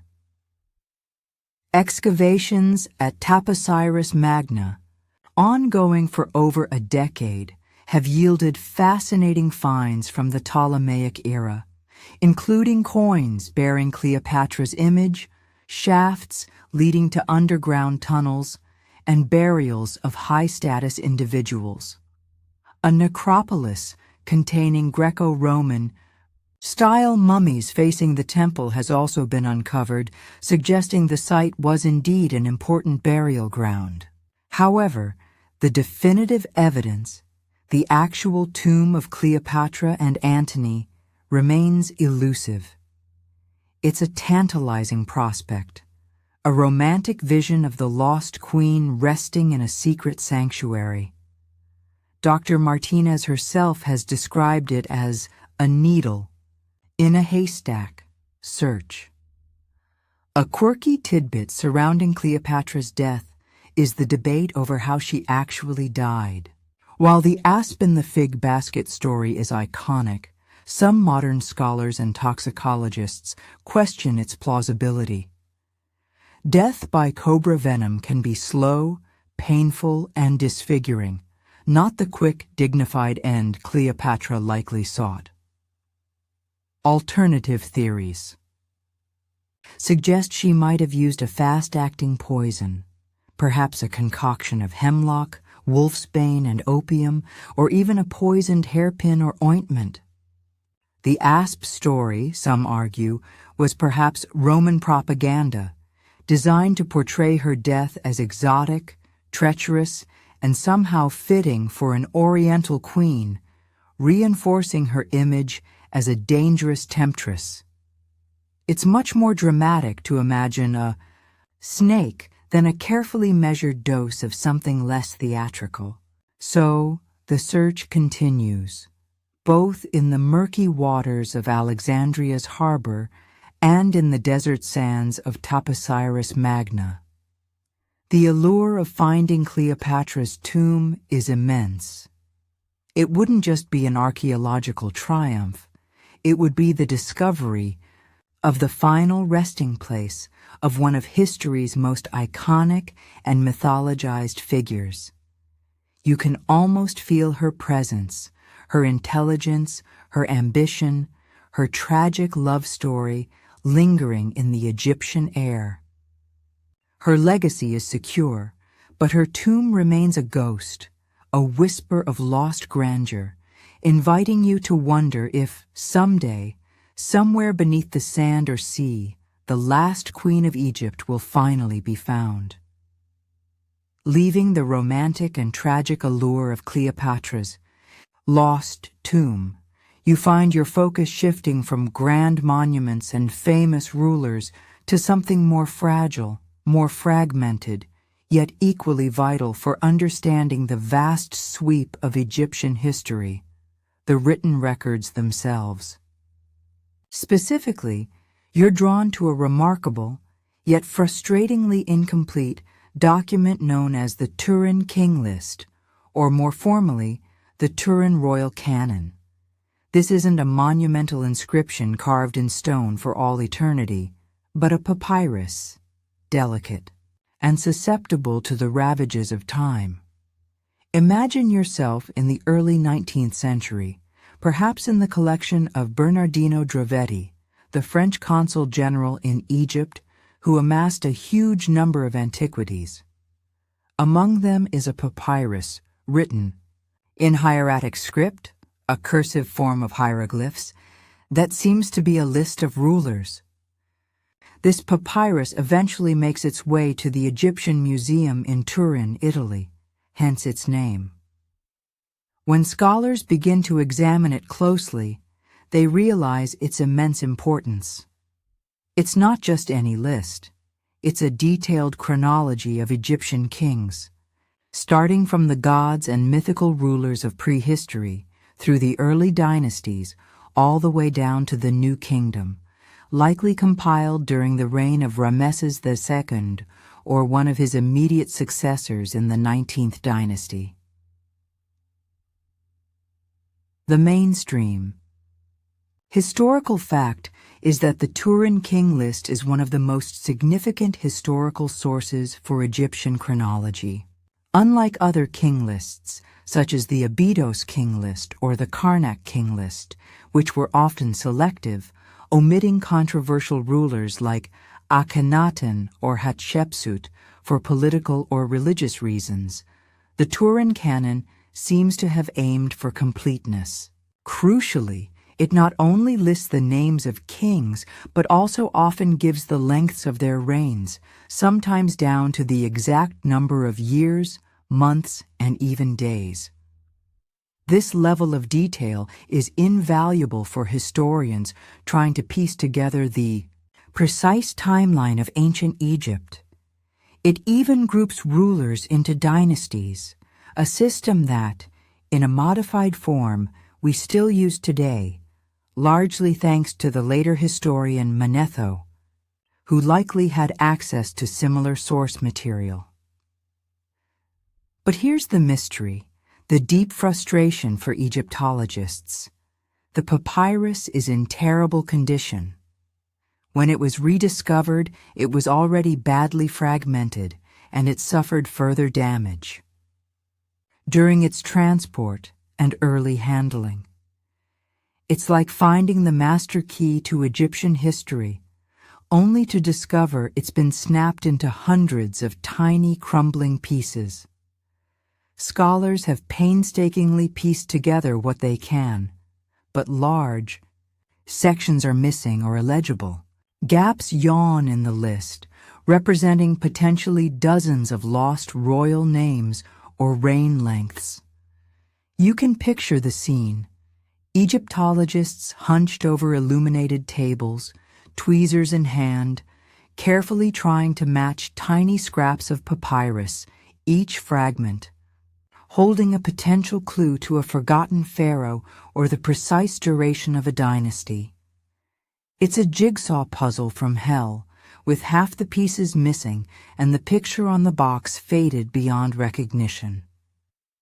Historians still argue over the placement of certain fragments, the reading of damaged hieratic signs, and most importantly, how to interpret the information it does provide, especially when it conflicts with other sources.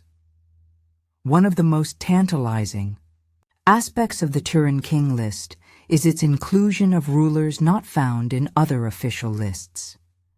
It seems to acknowledge even short-reigned, ephemeral, or perhaps regional kings who were omitted from the more propagandistic monumental lists that sought to present an unbroken, legitimate line of succession. This makes it incredibly valuable for understanding the more chaotic, intermediate periods of Egyptian history, when central authority broke down and multiple rulers or dynasties might have vied for power simultaneously. Who were these missing kings, whose names are now just smudges on a fragile papyrus, or worse, reside in the blank spaces where the papyrus has crumbled to dust? A quirky tidbit about the Turin king list is its very beginning.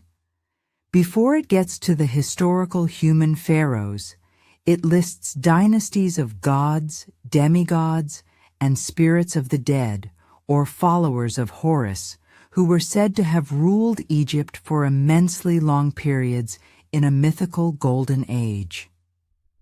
For example, the god Ptah is listed as a king, followed by Ra, Shu, Geb, Osiris, Seth, and Horus.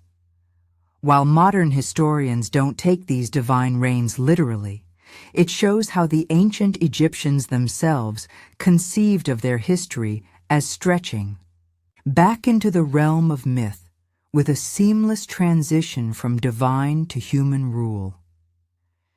It's a reminder that their worldview was very different from ours. For them, the gods weren't just abstract concepts, but actual primordial rulers of their land.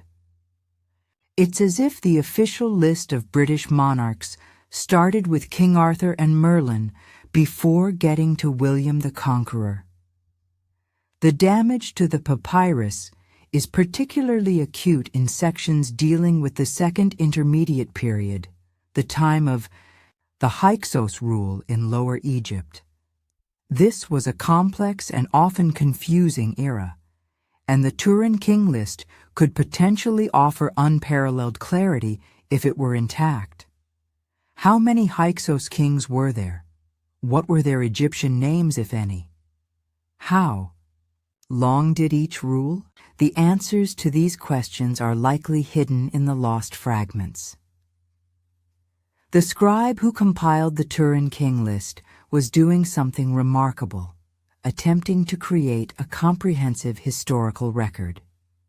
He wasn't just glorifying his current pharaoh. He was engaging in a form of historiography, looking back over centuries, perhaps millennia, of his country's past. The very existence of such a document speaks to a sophisticated historical consciousness. But time, and perhaps a bit of rough handling, has turned his masterpiece into a tantalizing enigma. You imagine the papyrus in its original state, a long, carefully written scroll rolled up and stored in some temple archive or royal library. It would have been a treasure of information. Now, its fragmented state serves as a potent symbol of how much of ancient history is lost to us, recoverable only in bits and pieces through painstaking work and a healthy dose of educated guesswork. Each missing name, each illegible reign, length, is a ghost in the grand narrative of Egypt, a reminder of the silence that so often greets our questions about the past. The Turin Canon is both a gift and a torment, offering so much, yet withholding even more. Leaving the frustratingly fragmented Turin king list behind, you find yourself drawn deeper into one of the most iconic and, in some ways, still mysterious practices of ancient Egypt: mummification. This intricate, ritualized process of preserving the human body after death was central to Egyptian beliefs about the afterlife. For them, the body needed to remain intact for the Ka, life force, and Ba, soul or personality, often depicted as a human-headed bird, to recognize it and reunite with it, allowing the deceased to journey into the afterlife and achieve resurrection. With Osiris, You find yourself in the dim, incense-filled confines of a wabet or per nefer, the pure place or house of beauty, the embalmer's workshop. The air is thick with the scent of natron, resins, oils, and linen. Here, skilled artisans, priests really, performed their sacred and somewhat grisly work. The process, especially as perfected during the New Kingdom, was elaborate and could take up to 70 days. The mainstream historical fact, based on accounts from ancient historians like Herodotus, who provided a fairly detailed, if not entirely accurate description, and modern scientific studies of mummies, outlines the key steps. First, the brain was removed, often through the nostrils using long hooks and probes. A delicate business, you can imagine, trying not to make a complete mess of the face. They didn't seem to place much importance on the brain, often discarding it. The internal organs, liver, lungs, stomach, and intestines, were then removed through an incision in the left flank.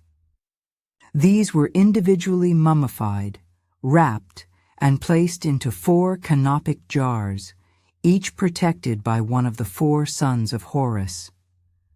The heart, however, considered the seat of intelligence and emotion, was usually left in place, as it would be needed, for the weighing of the heart ceremony in the afterlife, where it was judged against the feather of Ma'at, truth and justice. The body cavity was then cleansed with palm wine and spices. Next came the crucial drying process. The body was packed and covered with natron, a naturally occurring salt mixture, sodium carbonate and sodium bicarbonate, found in dry lake beds like Wadi el Natron. This desiccated the tissues, preventing decomposition. After about 40 days in the natron, the body was shrunken and dry.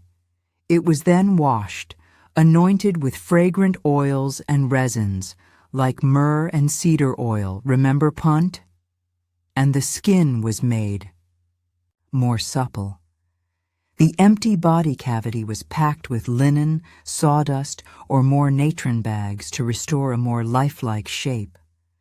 Finally, the meticulous wrapping began, using hundreds of yards of fine linen bandages, often interspersed with amulets and written prayers to protect the deceased on their journey. A portrait mask, like Tutankhamun's golden masterpiece, was placed over the head and shoulders. But even with this general understanding, deeper secrets and variations in the mummification process remain. The quality and elaborateness of mummification varied greatly depending on the social status and wealth of the deceased. Not everyone could afford the full 70-day deluxe package. Poorer individuals might have received a much simpler treatment, perhaps just a natron bath or a coating of resin.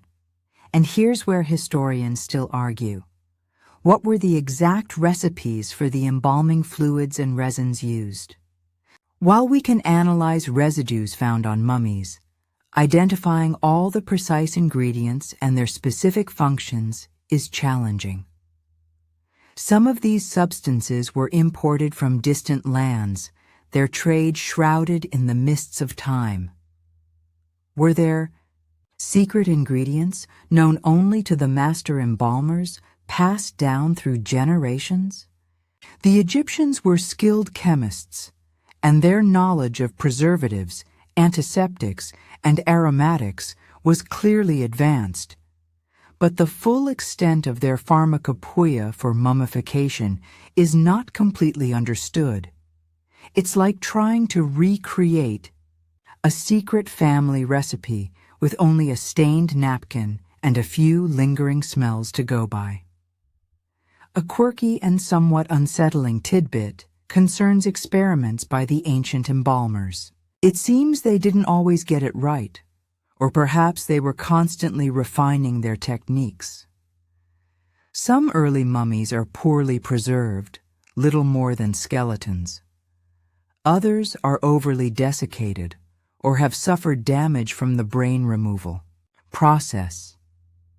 There's even evidence of experimentation with different types of packing materials and resin coatings. For instance, the mummy of Amenhotep III, Akhenaten's father, was found to be incredibly difficult to unwrap due to the sheer volume and hardness of the resins used. It suggests that even within a generally established procedure, there was room for innovation, or perhaps occasionally for an embalmer to get a bit carried away with the sacred goo. One can almost imagine an apprentice embalmer asking, "Master, are you sure we need another bucket of myrrh for this one?" Furthermore, the precise religious and magical significance of every single amulet, every specific wrapping pattern, every incantation whispered during the process is not always clear to us. The Book of the Dead, a collection of spells and prayers to guide the deceased, provides many clues, but the oral traditions and specific ritual knowledge of the embalming priests are largely lost. They weren't just preserving a body, they were transforming it into a sahu, a glorified spiritual body, fit for eternity. This sacred dimension of their work is something we can only partially reconstruct. What about animal mummification? Millions of mummified animals, cats, ibises, crocodiles, baboons, remember those puntit baboons? Even scarab beetles have been found in vast catacombs. These were often votive offerings to the gods with whom the animals were associated. The scale of this practice is astounding. Were these animals all carefully mummified with the same attention to detail as humans? Often not.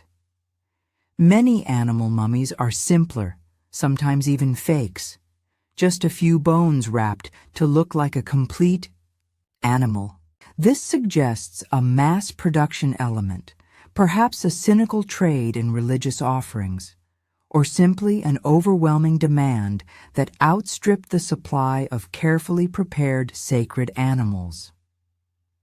The art and science of mummification reached its peak in the New Kingdom, but continued, with variations, through the Ptolemaic and Roman periods.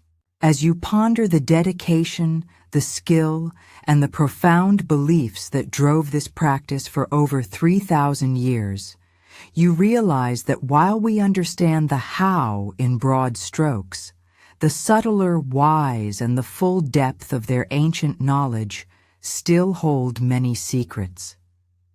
Each unwrapped mummy is a potential source of new information, but also a fragile echo of a life and a belief system that, for all its preserved remains tantalizingly distant.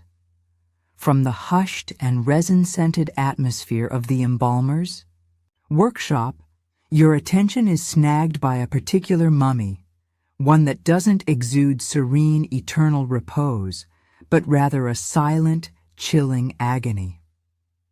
This is the perplexing case of Unknown Man E, more famously known as the Screaming Mummy.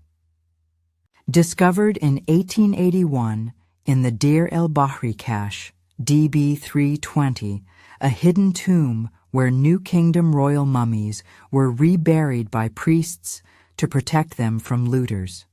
This particular mummy stood out dramatically from the others. Imagine the scene as Gaston Maspero, then head of the Egyptian Antiquities Service, unrolled the bandages. Instead of the calm, composed features typical of royal mummies, he was confronted by a man whose face is contorted in an apparent scream, his head thrown back, his jaw agape, his features tight with what looks like unbearable torment. The body itself shows signs of a rushed, unconventional burial. He was found in a plain, undecorated cedar coffin, not the elaborate gilded affairs of pharaohs. More disturbingly, his body was wrapped in a sheepskin or goatskin, a material considered ritually impure by ancient Egyptians, which would have barred him from a proper afterlife. His hands and feet were tightly bound. It was clear this was no ordinary burial. The mainstream historical fact is that Unknown Man E is the mummy of a man who died in his mid-20s to early 30s, and he was interred in a manner suggesting disgrace, haste, or some terrible, unresolved circumstance. For over a century, his identity and the cause of his apparent agony were a complete mystery, fueling all sorts of dramatic theories. Was he poisoned, buried alive, a victim of some palace conspiracy? The sheepskin wrapping and the lack of proper funerary rites strongly suggested a deliberate attempt to deny him a peaceful afterlife. The initial examination by Maspero and others noted that his internal organs had not been removed in the traditional manner, though there was some evidence of a rudimentary embalming process. The visceral expression led many to believe he had indeed died in excruciating pain. The mystery deepened. Who was this man, buried amongst kings like Rameses II and Seti I, yet treated with such contempt in death? Recent scientific investigations, including CT scans and DNA analysis, have shed considerable light on, but perhaps not entirely solved, the riddle. In 2012, a team of Egyptian researchers, including Dr. Zahi Hawass, announced that DNA evidence strongly suggested Unknown Man E was Prince Pentauer, a son of Pharaoh Rameses III. This connects him to a well-documented, though infamous, event in Egyptian history, the harem conspiracy. Towards the end of Rameses III's reign, around 1155 BCE, one of his secondary wives, Queen Tai, plotted to assassinate the pharaoh and place her son, Pentauer, on the throne, bypassing the designated heir. The plot was discovered and the conspirators were arrested and tried. Judicial papyri from the time record the trials and the sentences handed down, which included execution or forced suicide for many involved. If Unknown Man E is Pentauer, his screaming expression and ignominious burial start to make a grim kind of sense. As a disgraced prince who committed treason against his own father, he would have been denied the traditional honors of a royal burial. The forced suicide, perhaps by poison or strangulation, could account for the contorted features, though some forensic experts suggest the scream might be a post-mortem artifact caused by the jaw falling open as ligaments relaxed after death, and then being fixed in that position by the desiccation of mummification. Historians still argue whether the expression is truly indicative of suffering at the moment of death or a result of the unusual burial circumstances and natural post-mortem changes. A quirky tidbit about the harem conspiracy and Pentauer is that the trial papyri state that some of the condemned, including Pentauer, were left to die by their own hand, or their punishment was visited upon them. This euphemistic language suggests suicide was encouraged or enforced. If Pentauer took poison, for example, the convulsions and pain could have led to the expression seen on the mummy. The sheepskin wrapping would have been a final mark of his disgrace, ensuring his spiritual damnation in the eyes of his contemporaries. It's a chilling reminder of the severity of ancient Egyptian justice, especially when it came to treason against the divine pharaoh. It's like getting the death penalty and then having your eternal soul blacklisted from the afterlife club. However, even with the probable identification as Pentuer, some questions linger. Why was he buried in the royal cache at all, even in a plain coffin? Perhaps some lingering familial sentiment, or a desire to keep the scandal contained, led to his inclusion, albeit in a shamed state. The exact cause of death also remains debated. While the CT scans didn't show definitive evidence of strangulation or poisoning, which often leave no skeletal traces, they didn't rule it out either. Some researchers have even proposed that the scream could be related to a massive thoracic event like a heart attack or a pulmonary embolism. The story of unknown man E is a potent mix of palace intrigue, ancient justice, and forensic mystery. His silent scream echoes down through the millennia, a visceral reminder of a dramatic and violent episode in Egyptian history. He serves as a stark contrast to the serene gilded mummies he was found amongst. While they were prepared for a glorious eternity, he was seemingly condemned to an accursed one.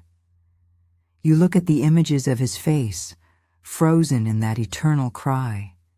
Whether it's truly a scream of agony, a gasp from a sudden death, or a post-mortem accident, it's undeniably powerful and unsettling. It makes you ponder the human stories behind these ancient remains, the passions, the betrayals, and the tragedies that played out in the courts of the pharaohs. The screaming mummy is a stark reminder that not all was gold and glory in ancient Egypt. There were dark currents of conspiracy and retribution as well, and sometimes the dead do tell tales, even if their exact words are lost to the shriek of time. Leaving the chilling visage of unknown man, E behind, your thoughts naturally turn to the place where he and so many other royal figures of the New Kingdom found their final, albeit sometimes disturbed, resting places. The Valley of the Kings, this desolate, sun-scorched wadi on the west bank of the Nile opposite modern Luxor, ancient Thebes, was chosen as a royal necropolis around 1539 BCE by Thutmose I, and it served this purpose for nearly 500 years, until around 1075 BCE. Its remote location and easily guarded single entrance were intended to protect the pharaoh's tombs from the rampant looting that had plagued the earlier pyramid burials. You drift through the valley, a silent, almost lunar landscape of towering limestone cliffs and rubble-strewn slopes. The air is dry and intensely hot, the silence broken only by the whisper of the wind or the distant chatter of tourists. Beneath your feet, carved deep into the rock, lies a subterranean city of the dead, a complex network of tombs, some simple, some vast and elaborately decorated, each intended as an eternal palace for a deceased god-king. The mainstream historical fact is that the Valley of the Kings contains at least 65 numbered tombs, hence designations like KV62 for Tutankhamun's tomb, with KV standing for King's Valley, as well as several smaller, undecorated pits. These tombs belonged not only to pharaohs like Tutankhamun, Seti III, Ramesses II, the Great, and Amenhotep III, but also to favored queens, royal children, and high-ranking nobles. The architecture of the tombs evolved over time, generally consisting of a descending series of corridors and chambers leading to a burial hall, all intended to represent the journey of the deceased pharaoh through the underworld, the Duat, to rebirth with the sun god. The walls were often covered with vibrant, intricate reliefs and paintings depicting scenes from sacred texts like the Book of Gates, the Book of Caverns, and the Amduat, providing magical protection and guidance for the pharaoh's afterlife. Voyage. But the great unsolved mystery of the Valley of the Kings is simple. Are there still unfound tombs hidden beneath its sands and scree? Despite centuries of exploration, from ancient tomb robbers to modern archaeological expeditions, the Valley continues to guard its secrets jealously. The discovery of Tutankhamun's largely intact tomb in 1922 by Howard Carter, long after many believed the valley had yielded all its treasures, ignited the hope that other significant finds might still be possible. And indeed, even in recent years, new discoveries, albeit not of the same scale as KV-62, have been made. In 2005, a team led by Otto Schaden discovered KV-63, not a royal burial, but a small chamber containing embalming materials, coffins, and pottery, possibly related to Tutankhamun's funeral. In 2008, radar surveys hinted at KV-64, a tomb whose contents were later revealed, belonging to a temple singer. And in 2012, KV-65 was identified through remote sensing, though its excavation is ongoing or its details not widely publicized. So, who might still be missing? Several pharaohs from the New Kingdom period known to have ruled have not had their tombs definitively identified. Ramesses VIII, for example, is a bit of a ghost. His tomb is undiscovered. What about some of the powerful queens who weren't buried in the nearby Valley of the Queens? Or other royal family members and high officials who might have been granted the honor of a burial in the king's own necropolis? Historians still argue about the completeness of our knowledge of the valley's occupants and layout.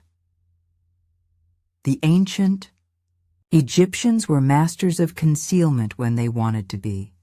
Imagine the thrill of finding a new, undisturbed tomb, the painstaking work of clearing the entrance, the anticipation of what might lie beyond the sealed doorways, the potential for new historical knowledge, new art, new insights into the lives and beliefs of these ancient rulers.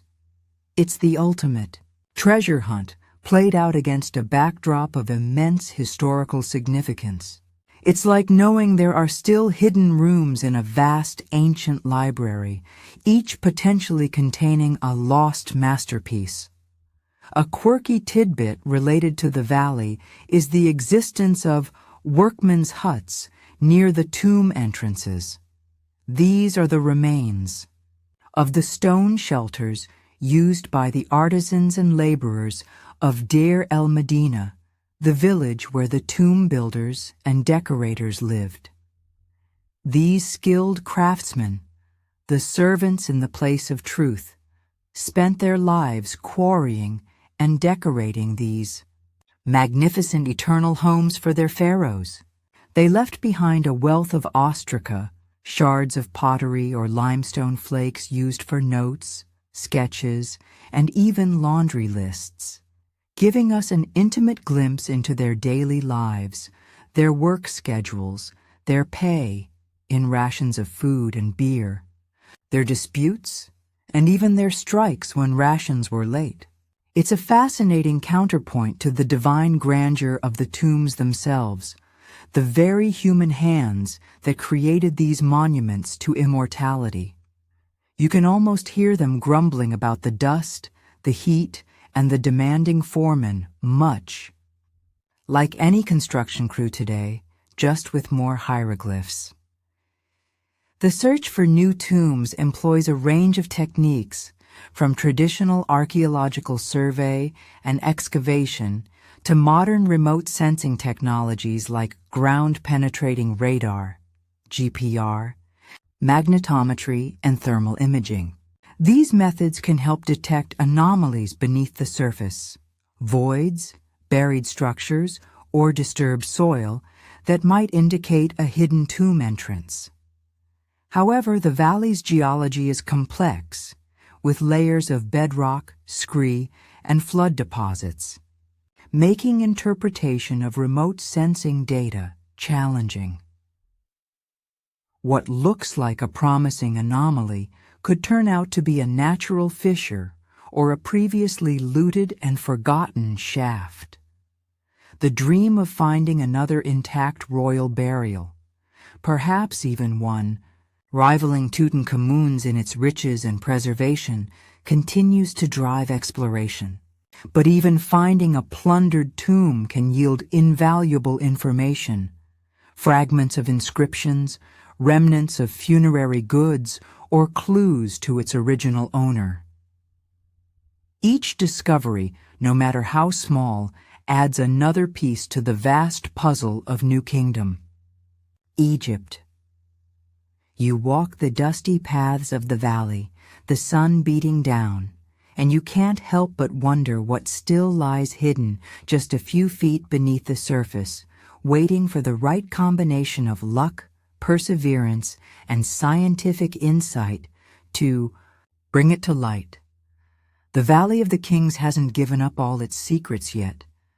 Its sands still whisper of undiscovered pharaohs and forgotten chambers.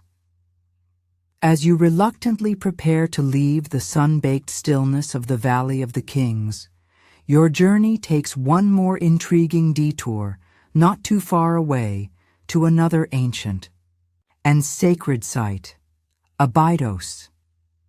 This city was one of the oldest in Egypt, a cult center for the god Osiris, lord of the underworld, and a highly revered burial place for early pharaohs, even before the Valley of the Kings became the preferred necropolis. But it's a particular set of hieroglyphs within the magnificent 19th dynasty temple of Seti I at Abydos that pulls you in, sparking a very modern kind of mystery. You find yourself standing in one of the hypostyle halls of Seti I's temple, a beautifully preserved structure renowned for its exquisite low-relief carvings. The air is cool, a respite from the desert heat, and the columns around you are covered in intricate scenes of the pharaoh making offerings to the gods. Your gaze is drawn upwards to a heavy limestone lintel, high above one of the doorways. There, amongst the traditional hieroglyphs, are a few shapes that seem strikingly, almost shockingly, out of place and out of time. They look, to modern eyes, remarkably like a helicopter, a submarine or tank, and some kind of futuristic aircraft or spacecraft. These are the famous Abydos helicopter hieroglyphs. There they are, etched into the stone. One shape clearly resembling a rotor-bladed chopper, another a somewhat bulbous tracked vehicle that could be interpreted as a tank or a submersible, and a third that looks like a sleek delta-winged jet, or even a flying saucer. How on earth did images of 20th and 21st century technology, or beyond, end up in a 3,000-year-old Egyptian temple? This is the mainstream historical fact and the accepted Egyptological explanation. These strange shapes are not depictions of ancient advanced technology or prophetic visions. They are the result of a palimpsest, a place where an earlier set of hieroglyphs was covered over with plaster and then recarved with a new set of inscriptions, usually when a later pharaoh wanted to update or usurp a monument. Over time, as the plaster has fallen away or eroded, elements of both the original and the later inscriptions have become visible, overlapping and combining in ways that create these fortuitous, purely coincidental resemblances to modern machines. In this specific case, the original inscriptions were part of Seti I's titulary. Later, his son, Rameses II, who was a prolific usurper of his father's monuments, bless his cotton socks, or rather his linen kilts, had Seti's titles plastered over and his own carved on top. The helicopter, for instance, is believed to be a composite of an original bow symbol, representing 9 bows, traditional enemies of Egypt, from Seti III's inscription, combined with parts of Rameses II's overlying name, specifically the who repulses part of a title. So, it's essentially an ancient optical illusion, a trick of erosion and overlapping text. There's no ancient alien intervention, no lost super-civilization with aircraft carriers. It's just a happy or confusing, depending on your perspective, accident of history and geology. Think of it like seeing shapes in clouds. Your brain tries to make sense of random patterns by matching them to familiar objects. In this case, our modern brains, saturated with images of helicopters and tanks, readily see those forms in the jumbled ancient script. And yet, despite this perfectly rational explanation, the Abydos helicopter hieroglyphs remain a cornerstone. For many fringe theories about ancient astronauts, lost technologies, and suppressed history. For proponents of these ideas, the resemblance is just too precise, too uncanny to be mere coincidence. They argue that ancient Egyptians either witnessed such craft or perhaps even possessed them and recorded them in their sacred texts. Historians still argue, though perhaps patiently explain is a better term for the mainstream side, with proponents of these alternative theories about the interpretation of these glyphs, with Egyptologists consistently pointing to the palimpsest explanation as the most parsimonious and evidence-based. A quirky tidbit is that you can actually see similar, though less famous, examples of overlapping hieroglyphs creating strange shapes in other temples if you look closely. It's not a unique phenomenon to Abydos, but the Abydos examples are particularly striking and well photographed, hence their fame. It's a bit like finding a celebrity look-alike. Some are just more convincing than others. The fact that these specific machines appear together in one panel only adds to the conspiratorial allure for some. What are the chances, they ask, of so many modern-looking machines appearing accidentally in one spot? Well, given enough hieroglyphs and enough erosion, statistically, some interesting juxtapositions are bound to occur. You lean closer, trying to trace the original lines of Seti I's inscription, and then the superimposed elements of Rameses II's. You can start to see how the shapes might have merged. The helicopter's rotor becomes part of a glyph for an arm, the body a different symbol. But it's hard to unsee the modern image once it's planted in your mind. It's a powerful example of how our own cultural context shapes our perception of the past. An ancient Egyptian would have seen only the names and titles of their pharaohs. We see a squadron of futuristic war machines. The Temple of Seti I at Abydos is a place of profound beauty and deep religious significance. It contains the Abydos King list, a different one from the Turin canon, this one carved on a wall, and notably omitting figures like Akhenaten and Hatshepsut, and the mysterious Osirian structure behind it, a massive subterranean monument. dedicated to Osiris, built with megalithic granite blocks reminiscent of Old Kingdom construction, though it dates to Seti II's reign. The helicopter hieroglyphs are, in many ways, a distraction from the temple's true wonders, but they also serve as a fascinating case study in how we interpret ancient evidence, how easily we can be misled by superficial resemblances, and how persistent alternative theories can be, even in the face of straightforward explanations. As you finally turn to leave Abydos, the images of those strange glyphs linger, a reminder that sometimes the greatest mysteries are not in what the ancients did, but in how we choose to see them. The soft desert light filters through the temple entrance, and you prepare for the gentle journey out of Egypt's enigmatic past and towards a peaceful rest. The images of Abydos's curious hieroglyphs, those accidental aircraft and anachronistic armor, begin to soften and blur at the edges of your awareness. The sharp focus you've held on intricate carvings, on colossal stones, on the very fabric of ancient papyrus, starts to gently loosen its grip. You feel a sense of immense distance traversed, not just across sandy landscapes and downriver currents, but through the vast, echoing corridors of time itself. The weight of millennia, once so palpable, now feels lighter, more like a soft blanket settling around you.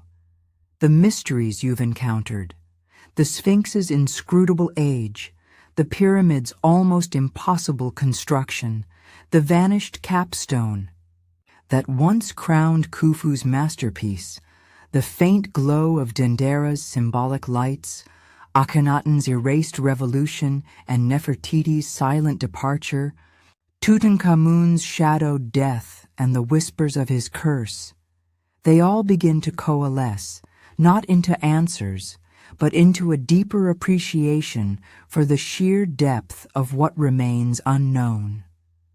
The onslaught of the sea peoples, their faces fierce and feathered in your mind's eye, now seems more like a distant storm, their origins still veiled. The legendary voyage to Punt, with its fragrant treasures, becomes a sweet, half-forgotten dream of a land just beyond the horizon. Cleopatra's hidden tomb, somewhere beneath the shifting sands or the restless Alexandrian waves, feels less like a frantic search and more like a poignant secret held close by the earth. The Turin Canon's missing kings are no longer frustrating gaps, but quiet spaces inviting contemplation of lives unrecorded, reigns forgotten by all but the dust. The intricate art of mummification, with its resins and linens and whispered spells, fades into a respectful understanding of a people's profound commitment to eternity, even if their precise methods still elude full comprehension. Unknown man, E's silent scream softens, becoming a symbol not just of ancient tragedy, but of the enduring human capacity for both great cruelty and deep compassion, as even in his disgrace, he was laid among kings. The Valley of the Kings, with its promise of yet unfound tombs, now feels less like a site of active excavation in your mind, and more like a peaceful, star-dusted expanse, its secrets sleeping soundly. These unsolved enigmas are not failures of history, but rather its most alluring invitations. They are the spaces where imagination can breathe, where wonder can take root. They remind you that the past is not a closed book, but an ongoing conversation, a series of questions that echo down to us, generation after generation. The ancient Egyptians, for all their monumental achievements and meticulous record-keeping, left us a legacy rich in both awe-inspiring certainties and tantalizing uncertainties. And perhaps that is their greatest gift. A history so profound it continues to challenge, to mystify, and to inspire an endless human quest for understanding. The mainstream historical facts you've touched upon, Narmer's unification, Khafra's traditional link to the Sphinx, the organized labor behind the pyramids, Hatshepsut's punt reliefs, the harem conspiracy, Seti the Urn's temple, they provide the solid ground beneath your feet. But it's the quirky tidbits, the pre-dynastic lapis lazuli trade, the Hall of Records speculation, Merer's pyramid supply diary, the Benben stone, the Baghdad battery, Akhenaten's unique art style, the curse of Tutankhamun, the Shurden, mercenaries, the mummified Puntite baboons, the Taposiris Magna theory, the Tutankhamun's divine rulers, the experimental embalming, the workman's village at Deir el-Medina, the palimpsest nature of the Abydos helicopter, that add the unexpected glints, the surprising turns, the human touches, and the truly baffling moments that make this journey so captivating. And the open, scholarly debates, whether the Sphinx's erosion is water-based, how the pyramid blocks were lifted, if Akhenaten was mystic or politician, how Tutankhamun truly died, the Sea People's primary motivation, Punt's exact location, Cleopatra's burial method, the Tutankhamun's reliability, the precise embalming recipes, unknown man E's final moments, the number of tombs still hidden, the interpretation of unusual hieroglyphs.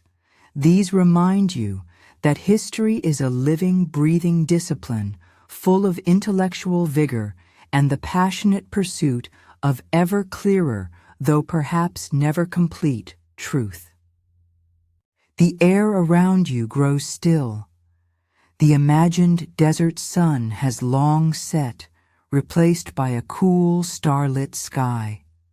The sounds of ancient Egypt, the chanting of priests, the chipping of chisels, the creak of ropes, the murmur of marketplaces, the splash of oars on the Nile, all these fade into a gentle, pervasive quiet.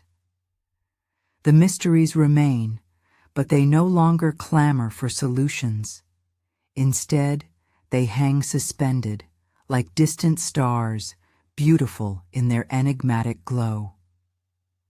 You feel the soft, drifting sands of time gently lulling you towards rest, the unsolved questions becoming soft pillows for your tired mind. Egypt's ancient voice, once so vibrant and full of riddles, now whispers a lullaby of ages past, of secrets kept, and of the profound peace that comes with accepting that some things may forever lie just beyond our reach, inviting us only to dream. And so, as the last echoes of ancient Egypt fade into the quiet of your room, allow yourself to drift. The weight of history, with all its monumental achievements and perplexing questions, can now be set aside. Feel the gentle pull of sleep, as comforting and inevitable as the Nile's flow towards the sea. The mysteries will wait, as they have waited for millennia, content to be rediscovered another night, in another dream. For now, there is only the stillness, the soft darkness, and the promise of peaceful, undisturbed rest. Let your breathing slow, your mind quiet, and sink deeply into the comforting embrace of the night. Dear listeners, you have just finished listening to The Story at Home. Goodbye. See you again in the new day with the old story. Wishing you all a good night.